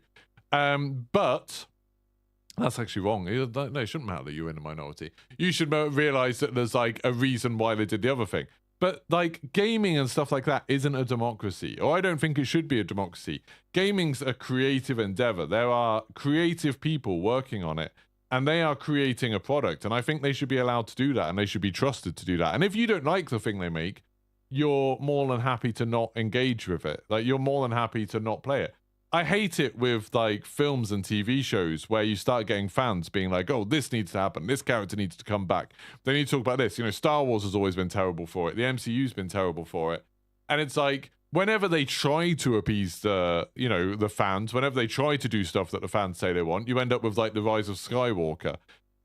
Whenever they try to do something like fun and different and a bit creative and not necessarily something that anyone asked for, then you end up with something, you know, I quite like The Last Jedi or Rogue One or stuff like that. I think you end up with more exciting things, more interesting things. And I always prefer that. I'd always prefer for creative people to be creative, for creative endeavors to be respected. And it means you will end up with some crap, and it means you will end up with some things you don't like. But like Jaff was saying, not everything's for you. Like, not everything's designed around you. It's fine for you not to like some stuff. Hopefully other people do like. I'd much rather game companies take risks and try new things, and maybe we discover some things that we didn't know we wanted, rather than them always just doing stuff that communities say they want, and we always just end up getting the same bland nonsense. Because I genuinely think, and like, this is a very, you know, I know it's an unpopular opinion on Call of Duty right now, I think they do listen to what the fans want and what the community wants way too much, and they've made changes based on what the community wants way too much, and that's why the game is bland. That's why the game has some bad aspects right now. I think nearly all of the problems with the game right now are caused by them trying to chase what the community wants. You know, you look at like Warzone 2, like being worked on for 2 or 3 years before it came out. Then just before it came out, there being a big fan backlash against some of the changes they'd made surrounding, loadouts, especially, and AI on the map. They changed a load of stuff literally in the last month before it came out. Maybe that's the cause of why there's so many bugs and things like that, because the game they were working on for 2 years ended up changing dramatically in the month before it came out, because they changed based on fan feedback. And then people were like, hey, we want more loadouts. They gave us more loadouts, more accessible loadouts and stuff like that. We want less AI. They took a load of the AI out. So now loads of the different things that were built around having AI don't have AI anymore. Strongholds are now much easier than they were originally meant to be. Black sites are now much easier than they were originally going to be. All of those systems have changed. We talked about, now we've got redeploy balloons back. Now we've got one-shot snipers back. Now we've got a 1v1 gulag. I never hear people saying people were saying oh, the game's terrible because of 2v2 gulag, blah, blah, blah. And then I never hear people being thank God they gave us a 1v1 gulag. The game's amazing now. People just moved on to the next thing they hated. Oh, there's no one-shot snipers. That's the problem. We need to get one-shot snipers back. They add one-shot snipers in. Are there people on Twitter being like, thank God we've got one-shot snipers. This is amazing. No, they're now complaining about, the movement not being fluid enough or something. They're moving on to the next thing. Trying to chase what the community wants is trying to hit this moving target. And they're constantly making quite dramatic changes to the game based on what the community wanted. And now the game's kind of this weird mess, and people still aren't happy. The people who they were trying to please aren't happy, and the people who would have liked a more coherent product in the first place aren't happy. I just think they should just kind of ignore it. When they want feedback, they know how to get feedback. When they want to get if there's genuinely an issue within the game, where they're designing the game and they're not sure about which direction to go in, they can get feedback on that. They've got a million different methods to get that feedback. But realistically, there's 14 studios working on Call of Duty. How many people do you think there are that work at Call of Duty that have been playing Call of Duty their entire lives? Probably joined those companies because they love Call of Duty.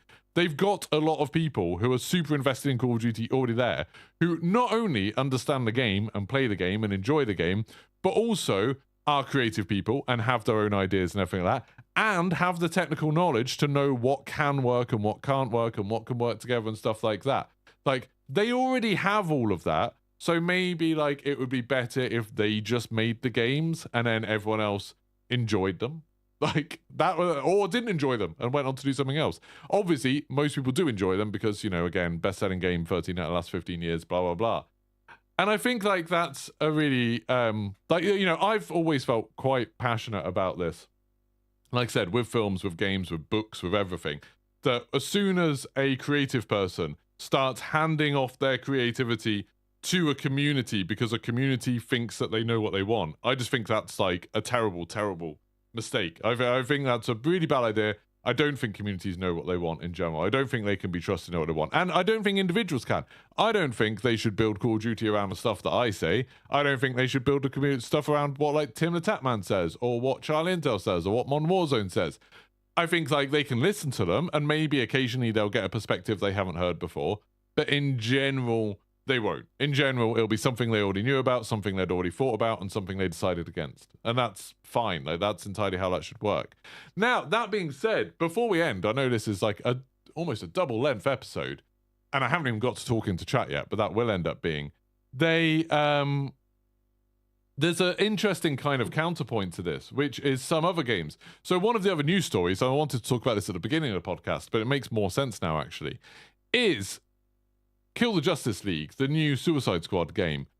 This is a game that the people Rocksteady are making. It's the people behind the Arkham universe, Arkham Asylum, Arkham City, Arkham Knight. They are, developers people loved. People wanted more of those games. People wanted more Arkham games. And then they decided to do this game, which is very different to that. This game is a co-op live service game. It obviously looks a bit more cartoony than even the Arkham games did. And they showed it off, and there was a really negative reaction to it. There was super negative reaction, and they've just announced that they've actually delayed this game until February. So they've delayed it out of this year entirely. I think it had already been delayed a few times. I think it was already meant to be out, but it's it was meant to be coming out this summer, and now they've delayed it even further into February. They haven't said what they're changing about it, but the recent, trailers they've shown off this, where they've shown off gameplay, they've shown off some of the games as a service kind of things that have been going on in it, a lot of people are pretty unhappy with it. A lot of people were very negative about it. Now, does that mean that this game is now going to be better because people were quite loudly negative about what this game looked like and the way it's working as game service? I'm dubious. I don't think they're going to be able to change the game dramatically so it is no longer a game as service. I don't think they'll manage to dramatically change the way looting works and stuff like that. I just feel like, you know, them giving themselves an extra 6 months or an extra 8 months or whatever it is probably isn't going to be enough to completely change what this game is at its core.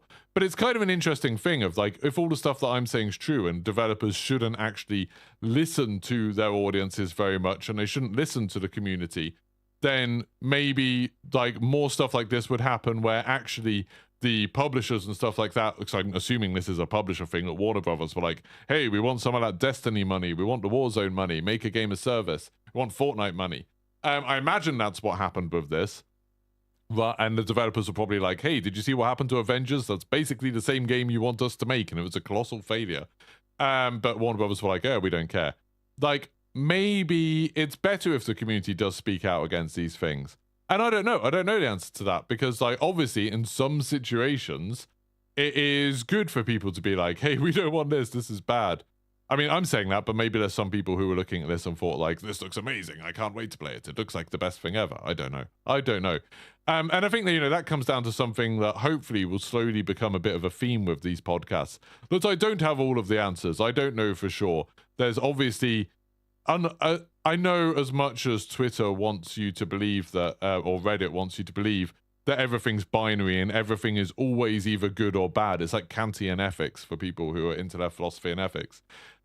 I don't think that's how the world works. Everything's a bit more grey, everything's a bit more blurry. There's some situations where things are good and some things are bad. You know, with Call of Duty, I generally think that the pay-to-win stuff in DMZ, it's good to be outspoken about and to say that this is a bad thing and they shouldn't do that. And I think when it comes to gameplay balances and things, I don't think we should be like that. And I don't think we should be outspoken about it and stuff like that. And everyone's going to feel differently. I think the problem comes from when people can't even understand someone else's perspective, when people are just like so set in their ways, you know, they've got their favorite content creator and they just parrot what they say, or they have one opinion and they think everyone else who disagrees with them is an idiot or trash. You know, like that person earlier in chat who was like, do you not even know what sweat means? And then they went on and did an explanation of like, oh, someone being sweaty can mean different things. It didn't at all change what my point was and what we were talking about. But it made them feel like they could be superior and act like I was an idiot, because then it meant they didn't have to engage with my opinions that they disagreed with. You know, that's how internet arguments work. People try to get pedantic about stuff because then they can sort of not discredit, but then they can in their own mind be like, well, that person's an idiot. They didn't know what this word meant, or they spelt this word wrong, or they pronounced this word wrong, or they do this in the game, or they play this in the game this way. Therefore, their opinion doesn't matter. I'm still right. And I think that's generally how things work. So, now I've just insulted someone who's watching. Let's go into the comments. Let's talk about the comments. And like I said, it's a very long podcast, much longer than usual. So this is going to be very quick, sort of running through some of the things that people are saying. Alex Ford, right at the beginning, said, I think people are just frustrated that COD devs don't listen to the community. I don't think that's true. I know they do listen to the community, because they sometimes talk to me about like, hey, I know people have said this, or so-and-so in this video has said this. They do read all of this stuff. They do pay attention to all of this stuff. Whether they do what the community wants is a very different thing. Say only got to take a look at Battlefield 2042 and the good spot that's in now due to them implementing the changes wanted. I would disagree. I still think Battlefield 2042, I would maybe disagree with the idea that that is in a good spot now. It's in a better spot now, and a large part of that might have been because they already knew that they weren't happy with the game. They fired quite a lot of people. A lot of people left DICE after Battlefield 2042 came out. A lot of new people came in. Vince Zampella is now in charge of it. You know, the guy who was behind a lot of the early good Call of Duty games, the guy behind the Titanfall games, behind Apex Legends. He's now in charge of it. That's probably a lot of why Battlefield 2042 has started turning around, because of that. But I mean, like, just to go back to Alex's point where he was saying, you know, look at how good Battlefield 2042 is compared, you know, because they've listened to their community. Right now, Battlefield 2042 has 5,900 people playing it on Steam. Like 6,000 people playing it on Steam. Call of Duty, just for comparison, has 63,000 people. There's 10 times as many people playing on Steam. And obviously, Steam isn't the main platform for either of those games. The absolute numbers don't matter that much. But as a comparison, 10 times as many people still playing Call of Duty as there are playing Battlefield. It having 6,000 people, that puts it below games like Truck Simulator, behind the original Dying Light, below Fallout 4, below Battlefield 1, for example, below Paladins. Like, it's definitely it's just below, like, you know, Brawlhalla. It's a little bit above Sekiro right now. But yeah, like, I would argue that maybe listening to the community isn't necessarily what is fixing that game, and I think it's still got a very long way to go. Just carrying on wide. Alex Ford said, I don't mind paying stuff. I'd happily pay £100 for a hacker-free finished game. Don't get why people think everything should be free. That's a really interesting point. I'm going to go through a lot of Alex's comments because he said a lot. If you say a lot in chat, I will read a lot of your comments. There was a funny quote last night, not quote, a tweet from Cliff Blazinski, the guy behind the Gears of War games, where he started talking about he's spoken to some lawyers and there's some Lawbreakers stuff coming soon. So people think maybe he's going to release that as like an open source thing so people can like make their own servers. Because that game is actually quite fun, Lawbreakers. And a lot of people argued that the reason Lawbreakers failed spectacularly, for anyone who doesn't know, it was like an arena low-gravity shooter. It was a lot of fun. It was very cool, looked very good. AAA quality game. And it got shut down in like a month because there was no one playing it. And a lot of people think it's because it was full price. And it came out a lot at the time that a lot of free-to-play games were doing very well. And it's like, if you've given someone a choice, particularly a lot of kids, but, you know, even a lot of adults who just don't want to spend a lot of money on games, they've just spent a lot of money on a console or on a PC. And you say, hey, you can play Warzone and Apex Legends and Rainbow Six Siege and Fortnite for free. Or you can pay like 60 quid to give Lawbreakers a go. You might like it. You know, a lot of people aren't going to make that choice, and player populations are important. So I think a lot of the reason games go free to play is just it gives them a population of players, which multiplayer games obviously need. Vids of Your Mum said, XDefiant feels gross, it feels empty, but it has content. I disagree. I thought it felt a little bit like that at the very beginning. I don't know if you've actually played it, Vids of Your Mum, but I thought that when I played it like a year ago or so. But a couple of months ago when I played the last beta, I thought it felt really good. Oh, he said it played for a couple of matches, it feels okay. Gone from feeling gross to feeling okay, but everything else feels like you're saying. Yeah, I thought it was good. I'm going to catch up a little bit more.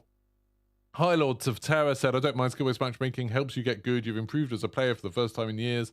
You're okay with people playing as people of compatible skill. Yeah, I mean, it does help people improve. There's like, I've seen the argument against skill-based matchmaking a bunch, like quite early on. Some people were like, you'll never improve with skill-based matchmaking. You need to play against people better than you. And that's just, speaking of someone that was a teacher for 13 years and, you know, trained to be a secondary school teacher, studied education, that is not how education works. That's not how learning works. You learn better by coming up against problems that are at your level. So playing against people who are around your level. That's how you get better at stuff. I don't think getting better at Call of Duty matters. I don't think people should care about how good they are at Call of Duty. But if you are trying to get better at Call of Duty, you're much better off playing against people who are slightly better than you, which skill-based matchmaking will provide, rather than just getting destroyed by people who are much, much better than you. You won't really learn anything, again, by doing that. That's just how it works. Benchmark Boy said, problem with skill-based matchmaking for you is that every game feels like a 40k tournament. You feel like that's for ranked games, not public matches.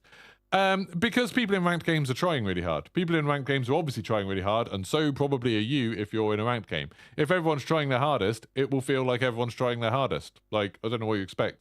If you want to play Call of Duty and you don't want to be up against people who are trying really hard, and you don't want to have to try really hard, just don't try really hard.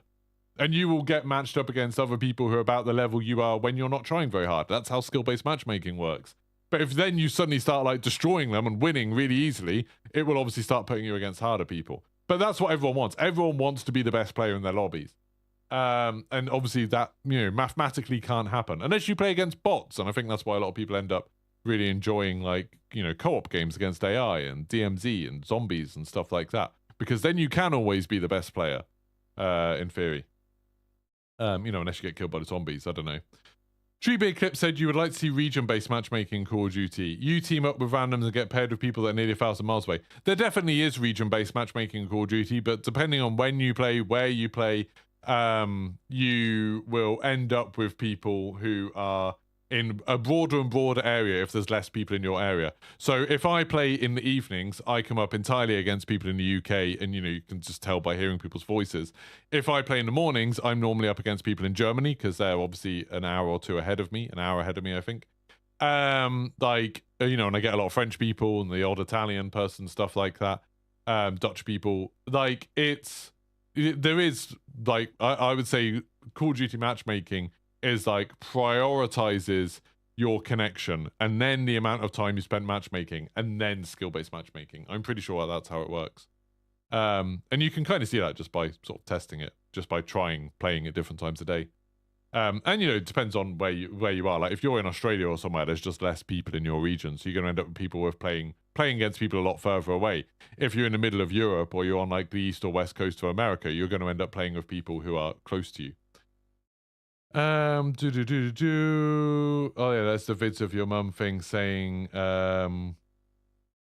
sweaty people can camp. They can feel like they are pros. They can try hard. They can just try and get their missions on DMZ. It means many things. Everyone has their own way of using slang. Slang isn't like language. Thank you for educating someone that was an English language teacher for 13 years and has a degree in English about what slang and language is. Slang is just a type of language. It's just a more informal type of language. People can define their own slang terms. People take different meaning slang terms. Old, young, smart, logical, or stupid. But the way language works is generally we come to a consensus about what words mean. Slang is often a smaller group come to a consensus about what it means. If you just come up with your own ideas about what a word means, then other people aren't going to understand you and you're not using language very effectively. Try to just use language the way most other people understand how it means. But also, don't start things. If you want to be polite to someone, don't start any sort of conversation or something by, do you not know that sweat means many things? Lol. Haha. That's quite rude, isn't it? I think, language being used more broadly, that's quite a rude way to speak to someone, especially someone you don't know. I always find it very rude when people say, lol and LMAO at the end of things. So, don't know why. It's always bothered me a bit. Mad Jock said, quite okay that you're a bang average player and rather that players do the same as me. Yeah, I would much rather. I'm an older gamer compared to a lot of people who play Call of Duty and stream it. And I would rather play against other people that are like me. I would rather play against other people who have kind of slow reactions and not great movement, but like having a laugh, like trying different things and stuff. That would be great for me. I understand there's not enough people like that to fill up every game of Warzone and give me 30-second matchmaking times. That's just not possible. So sometimes I'll be playing against people who aren't like me. And that's kind of fine too. That's just the way things are. It's all right. Fizzy Mum said, I don't hate skill-based matchmaking. I just remember the old days. Connection-based is not the same when you're dealing with servers and not peer-to-peer. Like I said, matchmaking is almost entirely based on connection. Should you go up against people with 30 milliseconds when you have 90 milliseconds? Should skill-based matchmaking be put against people 3 hops from a server? Skill-based matchmaking doesn't override your connection. It's just if there's not enough people searching right now who are in your area with a good connection to your server, it will rather put you in a game without you having to wait for very long rather than trying to make you wait for 10 minutes to find a game. That's just how Call of Duty works. And you could argue either way for that. Should you have to wait longer for matchmaking? Like a lot of other games, you wait a lot longer for matchmaking. Call of Duty is insanely quick. Do you want to wait a lot longer? It'd be interesting if you could do a preference thing of being like, hey, I'm happy to wait 10 minutes for a game if I get a better connection. Or, like a toggle, or I want to get in a game as soon as possible. But yeah, I mean, you see the thing go up, don't you? It's it searches for games with a less than 30 millisecond connection. Then if it doesn't find one, it goes up to 50 something, then 80 something, then 120 or something or whatever. It goes up because it's looking for connections first. It just depends on what time you play and how many people are in your region playing. Anyway, but it's not like, hey, you've won the last game, so we're going to put you up against other people who have won the game. This person's in China, and this person's in LA, and this person's in Perth. It doesn't do that. And it doesn't do that because you can hear people's voices and stuff. Feels a little sus to you. What do you think they're gaining from doing that? That seems strange. I have been dealing with that for years. Have you? It's a really combative voice. I mean, I didn't reply to your thing, so maybe you've chilled out since then. Alex said, I'm a bot, but find sniping one of the most rewarding aspects of Warzone 1. Big W having it back. Even going back to the whole like binary thing, like I think it's weird how Twitter and Reddit and stuff have got like made it so everything has to be a W or an L. Everything has to be the best thing ever or the worst thing ever. Everything has to be right or wrong. Like I saw that with the state of play last night in the chat. It was just like WWWLLLL. It's like, oh my god, this is so reductive. It's so like weird. And you know, maybe you could be like, hey, some things about this are good and some things aren't great. Yeah, the sniper rifle thing. I personally, like I said, I know it's a personal thing. I prefer not having one-shot snipers in the game. I prefer, in every fight, having a chance to fight back. I always think it's a good thing in a game when you can fight back. That's kind of why I like stuff like Halo and Apex with a longer time to kill. I like the idea that you're not just going to get taken out of the game instantly, especially with something like Warzone or DMZ, where, you know, Warzone, you could lose like the last 25 minutes of gameplay. You know, you're building up to win, it's all going well, and then suddenly someone on a mountaintop snipes you and kills you, and that's it. It's like, that's not fun to me.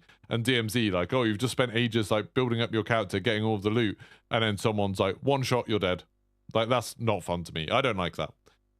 Getting the snipes is always fun, obviously, super satisfying, but it's just like a balance of like, I don't like the other side of it. Alex said, you just got to appreciate the better players, love watching what they can do. Anything that's frustrating is when you got your camera broken. I don't know what that means. Oh, you're talking to Jaff, maybe. I don't know what happened there.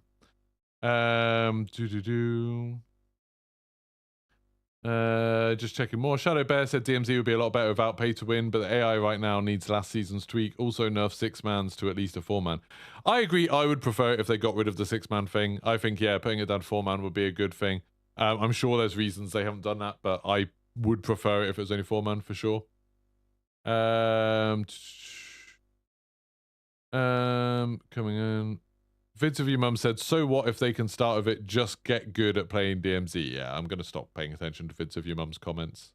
Just get good is like almost troll thing at this point.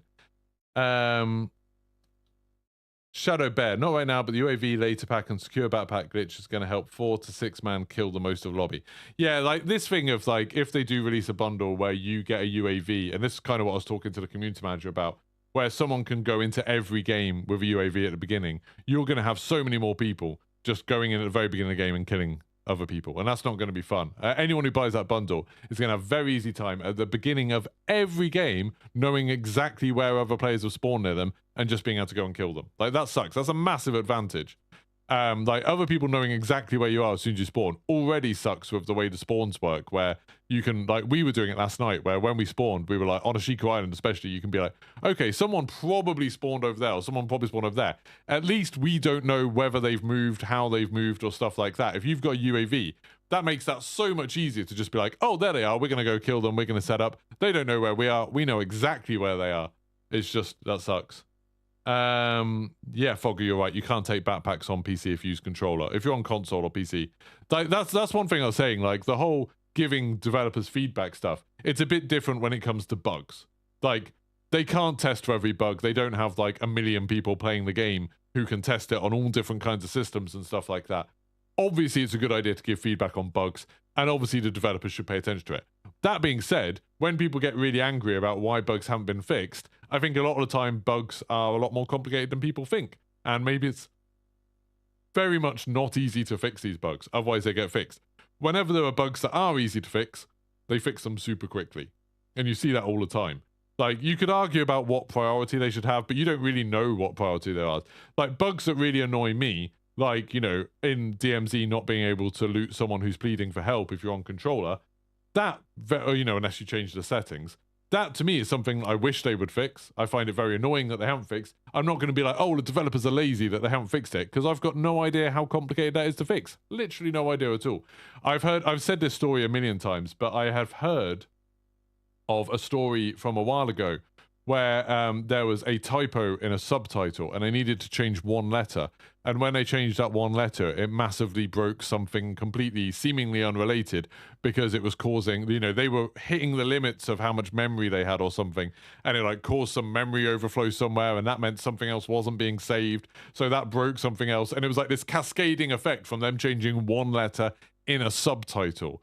It's like, games are insanely complicated, especially a game like Warzone, like DMZ, like Call of Duty, where they're already pushing stuff beyond what like other games are. You know, this isn't something that's playing it safe. It's doing stuff that other games just don't do. It's, yeah, a lot more complicated, I think. Anything else? DK said, I think it's okay to be a certain level of angry if you're trying to get better at a game, just can't let it take over. Use the frustration to want to get better is healthy. I sort of disagree with that, DK. I get that that's a perspective thing. I genuinely think if a game is making you angry regularly, you're probably not having a lot of fun. I think, you can enjoy games without getting angry, and being angry about it isn't ever a healthy thing, because, it's stress. That's bad for you, especially when you get to my age, and having extra stress is bad. I would rather play a game that didn't make me really stressed. There's, you can have a level of tension. That's a slightly different thing. But anger, I would say, is like going a bit too far. I stopped playing like Rainbow Six Siege because I realized it was just making me angry all the time. Like, I enjoyed that game, but it made me super angry, so I stopped playing. Robert Chorley said, enjoyed watching the podcast. First time I actually caught it. Still haven't worked out who Geeky Pastimes is talking to, though. Sorry, I was talking to Jaff. Normally, I would make it clear if I'm talking to someone. Like, when I had my interview with Freeman, I had, like, both our cameras up. I just didn't know I was going to talk to Jaff today. That was just a fun little thing that happened. Ninja Cat said, nice one getting Jaff on. Great player. Any more interviews coming up? I haven't planned anything. I'm always happy. Like, occasionally I'll put a tweet out saying any of my mutuals want to hop on. That's awesome. I would like to, I could imagine sometime maybe getting Fireborn on, or I'd really like to get, like, Jack on is always a good one, although I know he doesn't do, like, massive opinion-based things. But it'd be cool to have Jack on sometime. I'd quite like to get, like, Noah J on, someone quite different to me. I wouldn't even mind, having, Doug from On Warzone, someone who I disagree with on a lot of things, would be quite interesting. But yeah, every now and then I'll put stuff out on Twitter asking if we have guests, and I will announce it if I know we're going to have guests on. George said, I think if we didn't get the level of content in previous Call of Duty games, then I wouldn't be disappointed where we are now in terms of content. I mean, yeah, we're getting more content now than we ever have before. I think that's something that people forget about with Call of Duty. We're not necessarily getting the content people want. If you're a zombies player, you haven't had anything good for a long while, since Black Ops Cold War at least, but some would argue Black Ops 4. And if you're a multiplayer fan, then we're getting less content than we did before. But right now, for free in terms of Call of Duty, you're getting Warzone, you're getting DMZ, you're about to get Plunder. You've got like 2 significant Warzone maps, 3 maps for DMZ, loads of operators, loads of blueprints, loads of weapons. You're getting so much for free now, and if you buy Modern Warfare 2, you're still getting quite a lot of stuff. You can always argue about whether it's enough content and stuff like that, but I think it's hard to deny that Call of Duty is an insanely generous game compared to other games. When you go on XDefiant, I'm sure I've already seen lots of people being like, oh, XDefiant, super generous. Like, look at the content they're launching with 14 maps and, however, 9 operators or whatever they've got. It's like, but it is just multiplayer. There's no single player. There's no battle royale. There's no DMZ. There's nothing like that. It's. I don't think people quite realize how generous Call of Duty is sometimes with what they've done with Warzone and DMZ and having updates to it every month. It's kind of crazy. Fortnite skewed everyone's perceptions of that massively. Like, Fortnite made everyone think it's just normal to get huge updates to a free game constantly. It's bizarre. Anyway, going on. Alex Ford said they've literally done that because numbers are down. We don't know that. Like, we don't know how many people are playing overall. We don't know why they've done certain things, why they've made certain decisions. Lots of people speculate, but we don't have the same data they did. We literally have no idea. All of them things are for the better. I disagree. I think Warzone 2 is gameplay-wise, like the Battle Royale side of Warzone 2 is in a much worse state than it was at launch. I think like Warzone 2 has got much worse.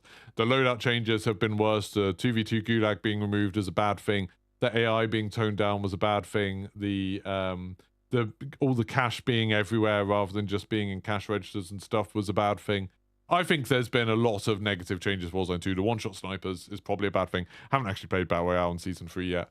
But yeah, I personally, I think a lot of these changes have been bad. And I know there's lots of people like me that think they're bad because there's lots of voices. And I know there's lots of people that aren't like me that think it's good. My point of a lot of this was like, there isn't one consensus. It's not just black or white. It is good or it is bad. It's just different people have different perspectives on it. By Season 4, it will be the equal of Warzone 1, hopefully. Yeah, because so many people are playing Warzone 1 right now. Like, Warzone 1's doing great. I was really bored of Warzone 1. I'd been playing it for 2 years. I was kind of fed up with the way Warzone 1 was. and now people are hoping that it's going to get people. I mean, people have very short memories. It's like people were constantly complaining about Verdansk and how boring it was and how Call of Duty needed a new map. We got a new map. People were like, Verdansk was amazing. Why isn't everything as good as Verdansk? People were complaining about Warzone 1. They were complaining about the redeploy balloons. They were complaining about, slide cancelling and the hacking and the meta and all of those sort of things. And then Warzone 2 comes out and everyone's like, oh, we wish we had Warzone 1. We want everything to go back to what it was like in Warzone 1. It's like, oh, like that game you were complaining about non-stop for 2 years. Cool. Yeah, have fun with that. If they brought back Verdansk, people would be super excited for a week, and then people would start complaining about all of the massive wide open spaces and bits that you can't climb up. Like they would hate it. It's it's just stupid. I don't know. It's ridiculous. So people, I find it very funny that there's like this group of the community, particularly like, with individuals. I don't care. Maybe Alex Ford did love Warzone 1 and still plays Caldera all the time and absolutely adores it and doesn't play Warzone 2. Fine. Like I've got no idea. But I find it funny when I see content creators who I used to watch their streams of them complaining constantly about Warzone 1 now talking about like, oh, I wish things were like Warzone 1. Warzone 1 was so good. It's like, I literally watched you complain about it for 2 years. And now you're just complaining about something new. I'm just starting to think you like complaining. That seems to be it. George said, I think the aggressive monetization is going too far. We have tabs such as operate challenges and it just says go to the store to unlock. Yeah, I agree, George. I think the monetization is a really bad thing. And I think that's something that people could be a bit more like focus their energy on, is the way monetization works, because I think it's getting to the point where everything about the game is like, hey, we're taking away stuff that was fun and replacing it with stuff you can just buy. And I think that's kind of sucks. And there's a lot of like, fear of missing out type stuff and just stuff that I don't feel uncomfortable with. But maybe some people love it. Solid segue. Linus would be proud. Right, nearly there. Nearly caught up. Great podcast. Thank you, Patrick. Appreciate it. Appreciate different points of view. That's what I'm here to provide. A different point of view. I know I'm not like a lot of the content creators. And so I know a lot of people watch me because I say things that are a bit different to them. Lawbreaker's very enticing, but the wrong spot to release in the market. Yes. Yeah, it released at bad times, didn't it? It released next to something else that was really good. Geeky slow reactions, that's not me at all. Absolute beamer while I'm looking for Easter egg. I just have super slow reactions. I really do have slow reactions. I know I do, and I don't use cover very well, and my centering isn't very good, my aiming isn't very good. I understand all those things. I'm only as good at Warzone as I am, as in I do get some kills, and I can keep up in a game when I'm playing with Broken and Lackey and stuff like that. And occasionally, I have had a few games where I've played with them and done better than them. The only reason I do that is because I play so much. Like, I play so much that I've got experience advantage over other people. But my, like, actual gameplay abilities are below average, I would say. Experience above average. Gameplay abilities below average. And I'm fine with that. I'm fine. I have fun. That's fine. I stop playing when I'm not having fun. But that's why I don't play loads of Battle Royale, because I'm not that good at it. If I was better at it, I'm sure I'd play loads. Ranked is going to be interesting. Coborn says, haven't run into any one-shot snipers yet. The build seems to have terrible bullet velocity. Yeah, and I know lots of people who are asking for one-shot snipers. That's what they wanted. They wanted one-shot snipers with bad bullet velocity. And that's what they've got. And hopefully they're happy with it. But I was watching some streamers yesterday and like last night. And they were not getting one-shot snipes very much. I saw like one or two across the whole evening. So it doesn't seem to be happening. Vidsy Mum said, you say I'm trolling almost an hour after your comments are made. Yeah, because that's how these podcasts work. I go back and read the comments after at the end of the podcast, because I was having a conversation with Jaff in the middle part of it. But yeah, but you still end with the ha. What else was it saying? Nice gerb. I don't know what a gerb is. Coborn said, haven't run into anyone. Oh yeah, so I've read that one. Do you think the UAV will be droppable? Yeah, I think so. Probably. I don't see how they would make it so it's not, but maybe I'm wrong. I wish you could please solo. I love playing DMZ, and you found playing with better players has made you a lot better in your opinion. If you don't like things in the game, play it. Yeah, sure. I don't get why you can't play when you're solo. I don't really understand why you can't play after everyone's dead. I suppose because then everyone would be in 6-person teams all the time, but it seems strange. Vids of your mum said, I wish you could play with me in real life Geeky Pastimes, have a real conversation, and not just have hot takes off what I said an hour later, maybe someday. Yeah, I mean, it seems unlikely. You've sort of... Your earlier comments were quite abrasive, so probably not going to happen.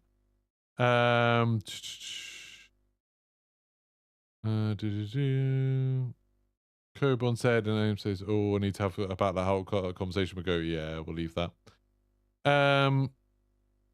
Let's go past that. Dr. Dynamite said, "Doug shouted me out on his Twitter space." Did he? I've never watched one of his Twitter spaces. I like the idea of them. What did he say? Just about the pay-to-win thing, probably. That I tweeted it out. Because I know he replied to one of them. Let's stop arguing with vids of your mum. Fine. Cobon says, COD has the most hate you've seen from any community. I would say I see it in a lot of communities. I've been, like, fairly heavily involved in the StarCraft community, in the COD community, in, you know, a little bit increasingly more in the Destiny and Diablo communities. There's a lot of hate all over. You know, Destiny ended up coming out and saying they weren't going to talk to their community so much because the developers were getting death threats. It's like, it happens to all of them. I think, like, the community you're closest to, you see more of the toxic side.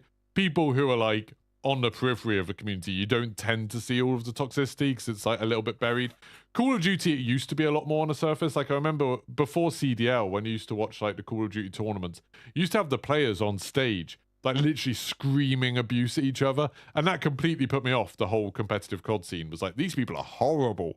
Like, they're just, if you had stuff like that happening in sports, they would get in trouble. They would get fined and whatever. It's just like the worst, like most unprofessional thing of just people screaming abuse, like screaming your mum jokes at people.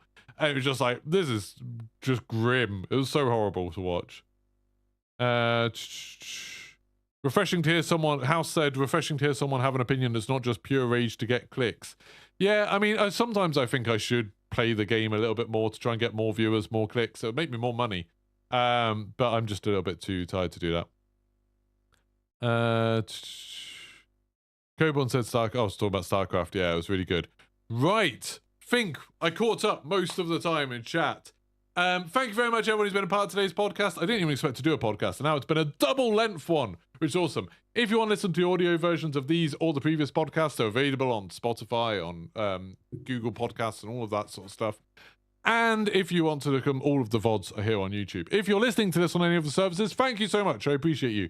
If you want to join in the live recordings, I do them every weekday at 9 a.m. British time, so 9 a.m. BST right now. 9 a.m. UK time, anyway, on weekdays on youtube.com/Geeky Pastimes.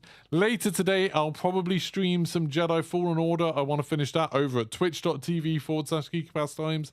So if you want to see me playing other games, and I'll probably play some XDefiant 2, if I can find some people to play with, then yeah, go check me out on Twitch, go follow me, and you'll get told when I go live. Thanks so much to everyone that's been watching, and goodbye.